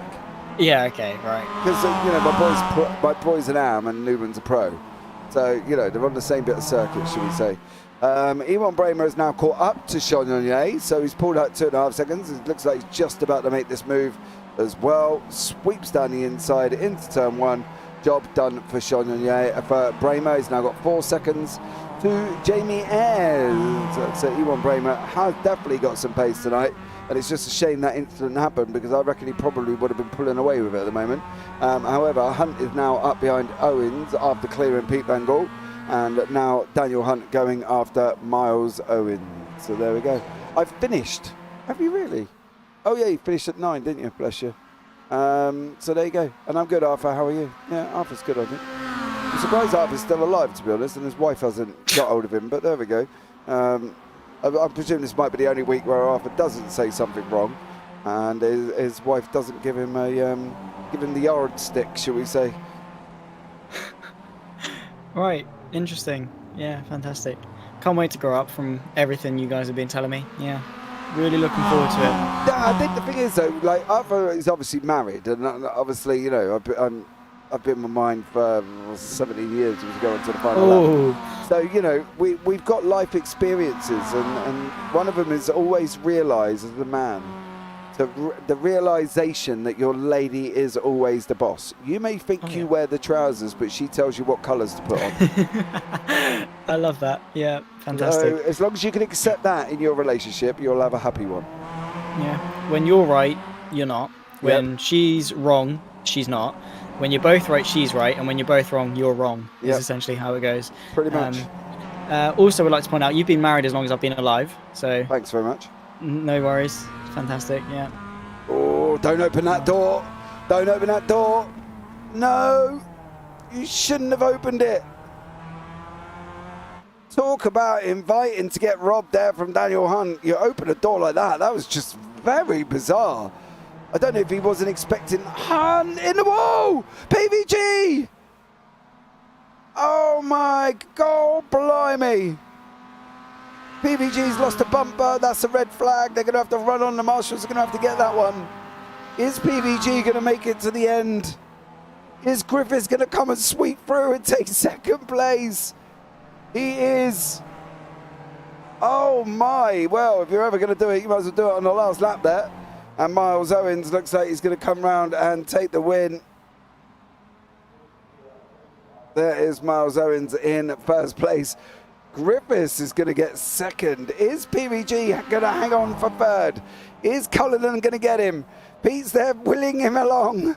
Come on, Pete. You got... Oh, Griffiths is let him through. Oh, what?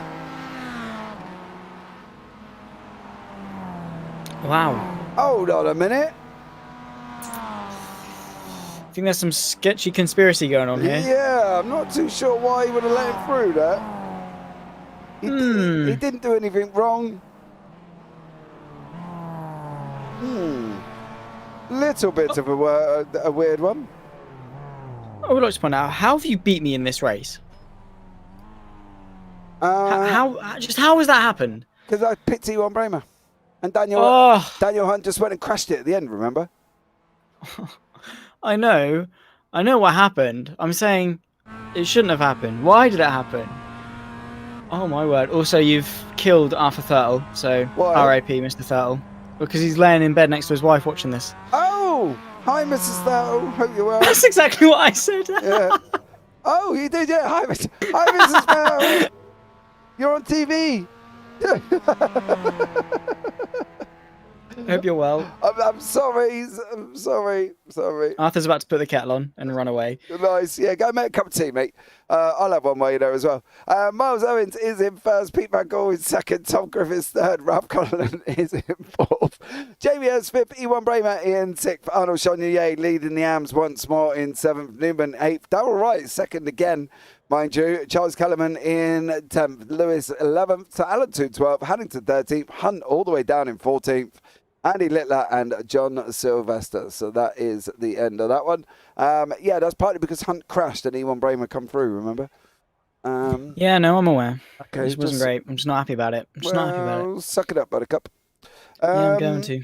Right, race 4. I have no idea of the reverse grid. I haven't looked. So there we go. Well, who are you going for? Oh, what's the reverse? Don't know. Or is it? Oh no, that's true, isn't it? Oh, who's quick? I mean, if it's a complete reverse, if we get lucky and it's a complete reverse, I'm gonna go with Daniel Hunt. But I don't know that. You can't pick Hunt. You pick Hunt in race. I can't. Yeah, no, it's the same. That is that's unfortunate. I'm going to go with Miles Owens. No. I'm going to go with E1 Bramer because he was almost smack bam in the middle of that race, which sort of gives me a nice little bit of reliability there. So, yeah, I'm going to go with Bramer. I'm going to go with Newman. Partly because I haven't picked Newman all evening. I'm just checking. I haven't picked Newman. No, I haven't. So, Pete Newman. We have a comfy sofa. God, well, you'll be sleeping on it tonight, mate. You better, you got your pillows and quilt because she's going to chuck them at you as well. All the things that you've said to me previously. You know what I mean? Dig him in there, Zach. He would probably send us a picture of him sleeping on the sofa, wouldn't he? You know what I mean? Yeah. Send us a postcard while you're at it, mate. Yeah. Just let me know if you need picking up, mate. I can drive to come and get you for this evening as well. The question, what have you told these people about me, is getting asked a lot right now. Lovely things. How much he loves his wife. Yeah. How much he's so happy that he's married her. Yeah. The last few years have been the best of his life, and he's so happy and smiling, and he's really grateful to have you. And Arthur Thurtle, and this and that. He's the happiest he's ever been, and nothing about this girl called Jennifer or anything like that, I promise. Don't go there. That's not true, Mrs. Thurtle. We are only playing with you. However, he did tell me that his trophy was more important than your wedding photo. So we stuck it in front of it, apparently, as well. But much love to you. I'm the man, she'll be on the sofa. That I respect the optimism. That's not happening, mate. No. Not happening, no way. Not after Zach's just told her about some random person who is just made up in his head as well. And the fact that your trophy is more important than your wedding photo. So there we go. All in all, where do you want me to send the flowers, Arthur? To some random graveyard near where he lives, mate.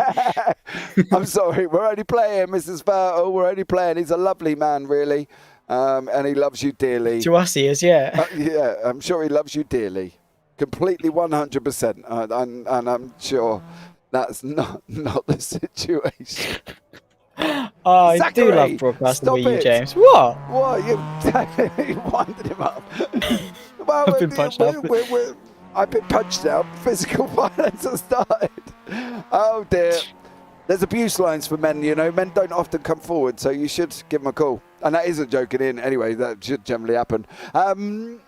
Yeah, you only love guys and women because it's quite chilled out and relaxed, to be honest. But there we go. No, it's fun. No stuffy hot stuff here. You know what I mean? No, it's the best. Yeah, but we are in warm-up, guys, as well, while you're here listening to me waffle on. Go Miles! Well done, buddy. I hung on till the end there for race 2. I'm not entirely sure of race 3. I'm not entirely sure why PVG and Griffith swapped there. That looked a little bit of a weird one to me. Suspicious. Very suspicious. Yeah. I don't know. I think if Tom Griffiths gets a nice takeaway tonight, we know why. Yeah. With a bit of extra change in his pocket, maybe. I don't know. Maybe. Not entirely sure. Was a bit of a weird one. But there we go. 5 minutes remaining of warm-up, guys, with Charles Kellerman out on track. Newman's out on track as well. Why are you out on track? You're never normally out on track, Mr. Newman. You're not, obviously clearly not comfortable somewhere on this circuit.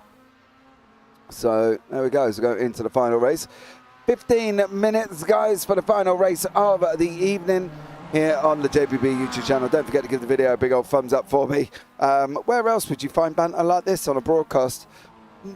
Who knows? Nowhere else, because we're awesome. Yeah. Which is the best, top notch. Only on the JPB. Comedy, it's basically stand-up comedy, except I'm sat down. It is, and also there was a bit of racing in the middle. Exactly. We're a comedy show that broadcasts live racing at the same time. It's fine. Exactly. It's a relaxed broadcasting channel, and everybody can be themselves here. It's fine. It's an open community. Even Zach has a laugh every once in a while. Bless him. Even me. Yeah, even my miserable teenage soul. Yeah, as well. I told you about generating confidence.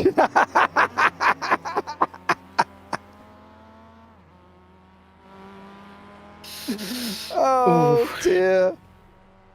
Goodbye. She knows how to be a fertile. You've got to go. Your missus has got your backpack by the door. Shit, mate, your wife has had a suitcase packed for a long time. You're lucky if you get a suitcase. You're lucky it's not a Tesco carrier bag, mate. You are going to have your stuff on the front doorstep and away you go, mate. He's going to be sending it Premier in for the next couple of nights. I know that for sure. Yeah, definitely. He'll DM me on Discord, ask me to come pick him up. Right, so Alan Toon is out in front this time with Daniel Lewis in second, Charles Kellerman, Darrell Wright fourth, Pete Newman in fifth, Arnold Chagnon sixth, Yvonne Bramer seventh, Jamie Ayres eighth, Ralph Cullen ninth, Tom Griffiths down in 10th, Pete Van Gaal 11th, Miles Owens down in 12th. Then you've got Jason Anderson, Daniel Hunt, Andy Littler and John Sylvester here. And, well, good old Alan Toon is on the front of the grid. This is going to be an interesting run down into turn 1. Is he going to make it out on track? Come on, Al. Get out on track, sir. So, there you go. No laughing got on here, you home wreckers. He's on track. Alan Toon's there. Here we go. The lights are going to be on for the fourth and final heat of the evening. And we are green. With Alan Toon currently at the moment out in front, taking that very... Oh, ow, don't give up already.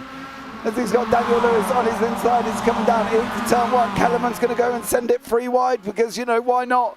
Down into turn 1 that you've hit the wall twice for in the evening. But it is Dan Lewis out in front. There's a big send further back. Ewan Bramer sweeps through here once more as they go round turn 1. Off round the fountain for the first time this evening. And it is Charles Kellerman out in front with Pete Newman. Alan Toon doing his very best to get out of the way. I do love the fact that he does try, but I do wish he would go for it sometimes as well. So Alan Toon now down in 9th place, lost 8 places already. Miles Owens is also just about to run him out against the wall. Oh, poor Alan Toon there, nearly got run out against the wall from Miles Owens, but everybody again made it through cleanly out of the first lap. Indeed so, fantastic job. And Alan Toon, you've got Long Beach and you've got pole position at Long Beach. This is your one chance to just go for it. Anywhere, here, do it, please. Ralph Cullen picks his way past. It's basically just fair game when it comes to Sir Alan Toon. And, well, back at the front, Jamie Ayres is under pressure, very much so, from Ewan Bramer, who's putting him under ever so slightly bit of pressure for the podium. almost 2 wide, 3 deep in the fight in the background. Griffiths and Darrell Wright go side by side as well. It's swung the way of the 84 machine, but Griffiths is trying to hang it the long way around. Is he going to send it to the inside of the hairpin? Thank goodness that he didn't. He definitely didn't, but they did make it through the hairpin there as well. I do love the fact that every time they go around the hairpin, my timing software flashed up that they've all crashed because they are going so slowly. But Ewan Bramer did manage to get past Jamie Ayres. Charles Kellerman, fastest lap on the race, mind you, on lap 1. 30 minutes to go here as well. And now Ewan Bramer currently with Jamie Ayres tucked up right behind him. Down into turn 1 we go. Tom Griffiths has pulled out on Darrell Wright. Ayres thought about it, but Griffiths has gone for it. He's gone up the inside line. Darrell Wright in the wall. But Darrell Wright, unfortunately, but he's managed to keep going. He lost that place to Sean Yonye. Once more in the hand battle here, but it is Pete Newman out here up front with Charles Kellerman. I'd like to point out that currently my boys up the front. Mine's in 6th, or 5th actually. So let's not forget we're all good still. You went for Newman, didn't you? Yeah. Well, Charles Kellerman, don't replicate your race 1 and 2 mistakes, lads. Just keep it on the roads, back him up, all aboard the Kellerman Express until Ewan Bramer gets there. Then you can do whatever you like. Yeah, well, here we go. We're going to find out there as well. I do love Arthur's comments in YouTube chat about his wife's cooking. Somebody will be having pop noodles for the next month as well, as you definitely won't be doing your own dinner. Either that or she's going to chuck a menu at you and say, get ordering, one of the two. And Newman does... No! Oh, no! He's done it! No! Oh, no! It's in the wall! No! Do I laugh? Do I cry? I don't know. I feel so sorry for Pete Newman, but I just want to laugh in your face, James. I'm so sorry. No! Pete Newman. He was pushed! Kellerman pushed By him. what? Jesus? No, watch! Kellerman pushed him. Watch on the nose with Kellerman, right? I'm going to jump on Kellerman's nose here. Watch. Right, I'm having a look. Watch. Newman goes through. Watch. There.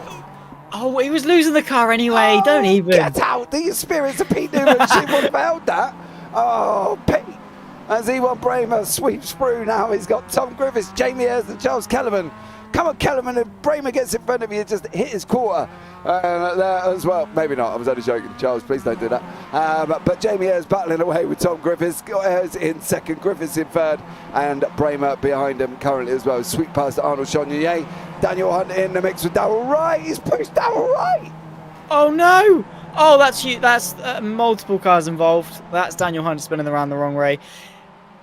He's a bit of a roller coaster tonight, Daniel Hunt. Obviously, won race 1, and then since then it's just been, I've got pace. I'm doing really well. And then, yeah, All goes wrong. It all similar to Arthur Thurtle. As soon as it starts going right again, it's gone back wrong because you've snaked him out. Is he dead now? Poor lad. So he's just laid back down, and then you read my cooking comment. Well, oh dear. I'll just say, mate, if you need to pick it up, let me know. But you put it in YouTube, and that's your own fault. It's on a public domain at that point, and it's free. Yeah, true. Fair game. Fair game, yeah. So you want to hide it out and be the big man, mate, except the fact that I'm going to read it and you're going to get sucker punched again. I'm going to bet on Mrs. Fertile for this one. I think she's going to win. Absolutely. Absolutely. Pay-per-view, that is going to be... Yeah. Thank you. Yeah, the Battle of the Turtles. Yeah. Arthur on the couch. Can we broadcast it? I'm not really sure if we're allowed to broadcast a domestic violence fight, to be honest. Yeah, it's fine. Sign a contract, you'll be fine. Sign a waiver. But go on. Go, Mrs. Fertile. Go, Mrs. Fertile. Do it. That as well. And once more, it's all battling away. It's all getting very tight. Charles Kellerman, Jamie Ayres, Tom Griffiths. Here, your three leaders. 9 minutes to go once more. And Ewan Bramer behind him. Most people use the timer. She just waits until the smoke alarm goes off.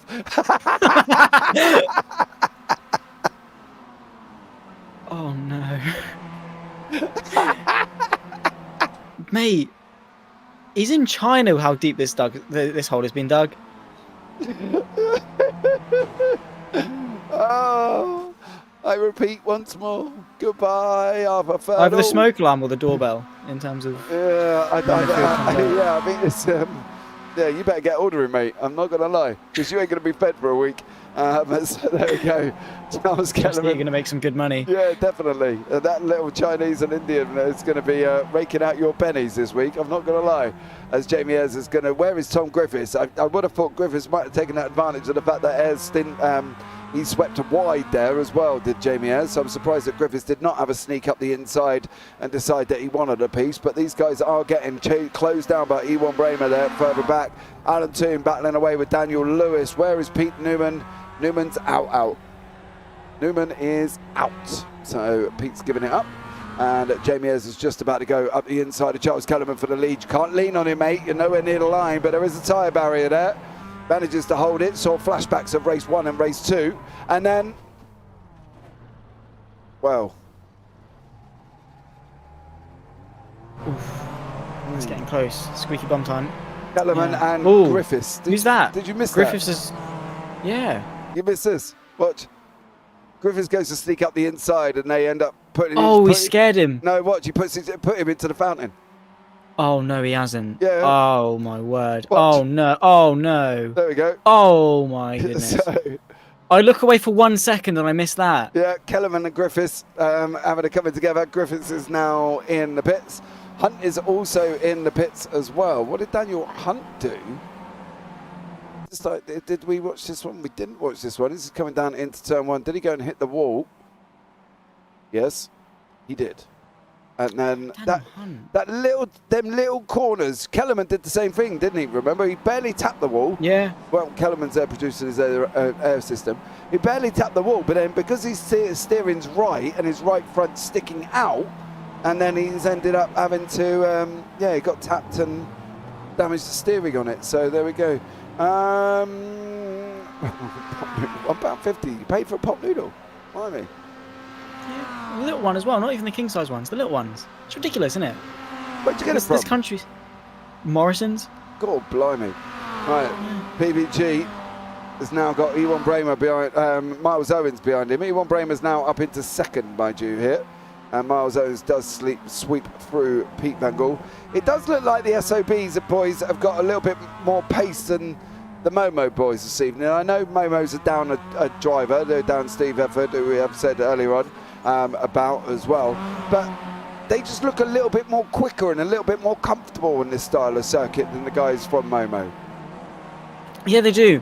It's been really impressive to see, obviously, Bramer and Owens do well. It's nice to see them do well as well. It's like a sigh of relief, really, after a couple of slow rounds, it must be said. They've just got the consistency. However, Pete Van Gaal with the up and under, beautifully done back onto the podium there versus Miles Owens, who just went in slightly too deep and has now found himself behind PVG. But fantastic move, it must be said. That was very, very calculated and exactly what we like to see. Those are the ways you have to get moves done around here because, there's literally just the only way you can get moves done is to wait for a mistake and then capitalise on it. Oh, Bramer had a big old slide on, not Bramer, Miles Owens had a big old slide on there. He managed to hold it. I still declare Pete Newman would have held that slide, I'm not going to lie. Oh my God, move on. You're worse than Hamilton fans about Abu Dhabi. Hey, don't. Move on. Don't even go there. You could talk about Timo Glock and Interlagos and letting Hamilton through. It could just go on for ages. He was on slicks. It doesn't matter, he's still letting through. I was two. Not the point. Massa should have won. Jobs are done. Jobs are good. So there we go. John Sylvester sweeps past Kellerman. Well, Kellerman's got no resistance currently at the moment. He's probably got no top end. He hasn't probably got a lot of anything going on in that car at the moment, apart from Sean Yunye just sweeping through at the same time. And Sean Yunye is a job done for him. So there we go. Miles Owens still trying to get hold of PVG. Bramer's got 4 seconds to Ayres, and we've only got 4 minutes. A second a minute. What do you think? Big ask? A little bit, yeah. But mistake from Ayres, I don't know. It might happen. Weirder things have happened. So I'm not counting Bramer out just yet. All I do know is he is quite a few places ahead of Pete Newman. So I'm fine with that. Well, Newman's out. Hunt's out. Yeah, Griffiths is out. They've all... That's crazy. 3 of the quickest guys are out. Yeah. It's mental. I know. Tell me about it. And my boy was flying until he was pushed round by Charles Kellerman. Oh my goodness me. Not like Charles Kellerman. Charles Kellerman is not going to like you. Oh, no. It's probably not going to either. But Jamie has just hit the wall there, and now Miles Owens is going to have a good another go at him as well down that front straight. Is Arthur still alive yet? Do we know? Is he still alive? We've not heard from him a while. Blink twice. Blink twice, and Arthur's under the patio. So there we go. Unfortunately for Mr. Fertile. Never mind, mate. Maybe next time. Maybe next time. What in his next life? Yeah, under the patio he is, but hey. With his new wife, Jennifer. Sorry. Behave yourself as well. Stop it. Winding him up. His poor wife's probably pulling her hair out there, or pulling his out, one of the two. Finding out who this woman is. But Miles Owens in fourth, PBG in third. Behind that, we've got Sean Onyea battling with Ralph Cullen. Not seen much of these two here as well. We've got 3 minutes remaining. The gap's down to 2.5 seconds. Zach, can Bramer get him? I mean, he's done a really good job. I will be very honest, but he's got to catch, he's got to pass, he's got to stay ahead. Yeah, I mean, what we've got left? 2 laps left to go. Yeah, this one. The rest of this one, one more, right? I think, yeah. It's doable. I'll be honest. I think this is on. I think there's a race on our hands here. You reckon? I think so. That last lap was 1.3 seconds quicker. If he can maintain that pace, it depends if last lap was a mistake from JPBroadcasting or his genuine pace. But that gap is now 2 seconds. It's doable. JPBroadcasting is under pressure. Oh, he's just hit the Not wall. if he does that. No, not if he How does bad's that. the damage? Is he all right? I don't know if he's all right. But why? We need him to straighten that car up, to be fair. Yeah, so we can actually see the steering wheel, and if it's messed up, He's just off it's fine. centre. No, It's fine. No, it's fine. Oh, I don't think he is. Oh no, it's twitching under brakes. I think he's going to get away with it. I think it's a small bit of damage. I think he should be okay. Okay. 2 more laps left to go. 2 seconds. Let's bring it on. Okay, well, here we go. The chase is underway. Daniel Hunt is the prey. Ewan Bramer is the lion. Can the lion catch this gazelle? As we've got 1 and 1 more here as well. Round by basically coming around turn 6. They are just sweeping through now, and Bramer's on a mission. For some reason that I cannot explain, it makes you go faster when you can see the guy in front of you as well. Oh, yeah. He's got it down to 1.6 seconds at the moment. This 1 and 1 more. Is Bramer going to do it, guys? Don't go anywhere for the last few minutes of this race. It's going to be absolutely epic. Arthur, I'll tell you what, mate, you are chancing your luck there within that comment as well. She is going to muller you by the end of this race. I'm not going to lie. Much love for Arthur. And then Phil, let the boss win. I agree, Phil. I think he just wants you to fire me. He's horrible. He's nicer to Dan. You reckon? Yeah, of course he is. I don't know. He doesn't ask you to fire Dan. He asks you to fire me. He didn't ask me to fire you. He just said just to let you know. P45. No, well, do you know what as well, which you haven't even worked out? I couldn't send you a P45 even if I wanted to. Because I don't pay tax. Exactly. Yeah. Yeah. And you're a subcontractor to me, so it makes no difference. So I still can't give you a P45. However, what I can give you is the fact that Ewan Bramer is now 1.5 seconds back from Jamie Ayres. 1.2 at the moment. If he's going to get him, it's going to be round turn 9. Depending on how much he can clear this area now. Can he get it? Keep out of the wall. I'm not going to lie, Bramer's had pace all evening here, Zach, and he'd be well deserved of a victory if he can. I'm going to give him that. He should have had it in the last race if he hadn't had that mistake he made. Oh yeah, I agree. To be fair, they could be better for more people as well. I mean, like Daniel Hunt could have had a better day, Pete Newman could have had a better day, Tom Griffiths could have had a better day, etc., etc. You know, people have all had the potential to do quite well. It's just it's ebbed and flowed ever so slightly, and things have gone wrong for different people at different times. The pace has not quite been on in different races for different people. But Ewan Bramer has done a sensational job in this race. So too has Jamie Ayres, don't get me wrong. And he's now going to take the victory, provided he doesn't tap the wall on the exit, which he should be fine with. To be fair, these two drivers deserve 1 and 2. Yeah, definitely do there as well. Jamie Ayres in first, Bramer in second. PBG is going to come over the line in third in the pros. And we're going to have Sean Onyea again. I think, if I'm not mistaken, that's 4 out of 4 for Arnold Sean Onyea this evening. It is 4 out of 4 for Sean Onyea in the AMS. A great job from him. Somebody's lost a bumper. line there as well. Can we get a marshal out to pick that up? That'd be great. Jason Haddington comes across the line, makes it a 1-2 there for the Air Smart Racing boys, and then Darryl Wright down in third. So there we go. Darryl Wright in third, and then we got little Alan Toon, who could have taken so much more. I treat all sub-commentators the same. Sub-commentator, he called you and all. Not even colour commentator, not even co-coms, not even the person alongside James. You're sub. I'm sub. You're a sub-commentator. The disrespect. I know. I'm so sorry for that, Phil, that you got to put up with Zach. Jamie Ayres in first place. Ewan Bramer in second. Pete Van Gore in third. Miles Owens in fourth. Ralph Cullen fifth. Arnold Chaudier in sixth. John Sylvester seventh. Jason Hamilton eighth. Darryl Wright in ninth. Charles Kellerman down in 10th, Daniel Lewis 11th, Andy Littler 12th, Sir Alan Toon 13th, Tom Griffiths, Dan Hunt and Pete Newman did not finish the race. Right, so there we go. Arthur has come back in. This is brilliant. The wife's lost her voice since the weekend, so she can't tell me off properly. Love it. So there we go. I love we're just getting marriage counselled in the YouTube chat. It's great. I know. A wonderful evening of racing taking place all at the same time, and a little bit of banter going on here as well. And dropping Arthur deeply, well, let's just say, as a man, we all know you're already in it. It's just the height that goes up and down. So there we go from these guys as well. All right, that brings the end to the racing, Zach. I think we can both agree there was some great racing, but it wasn't the best evening of racing.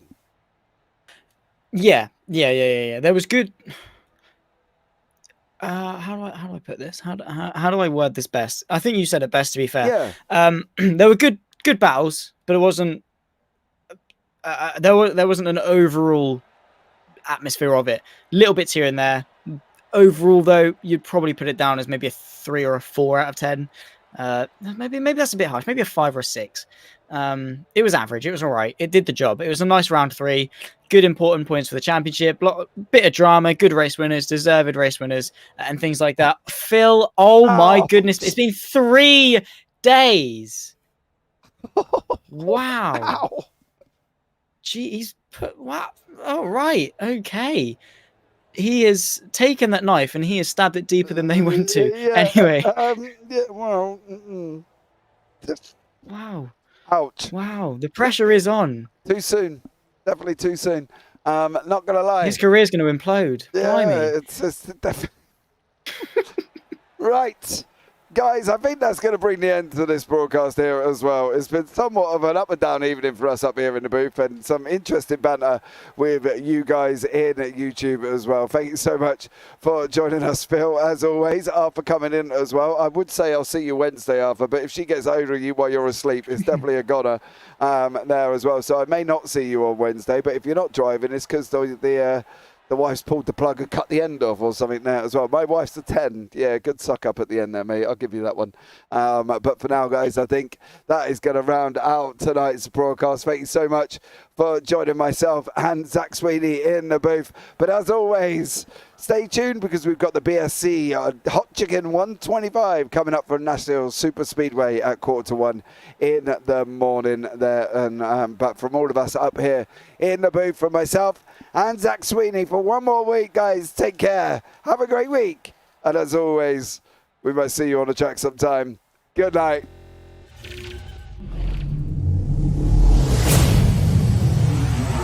Thank you.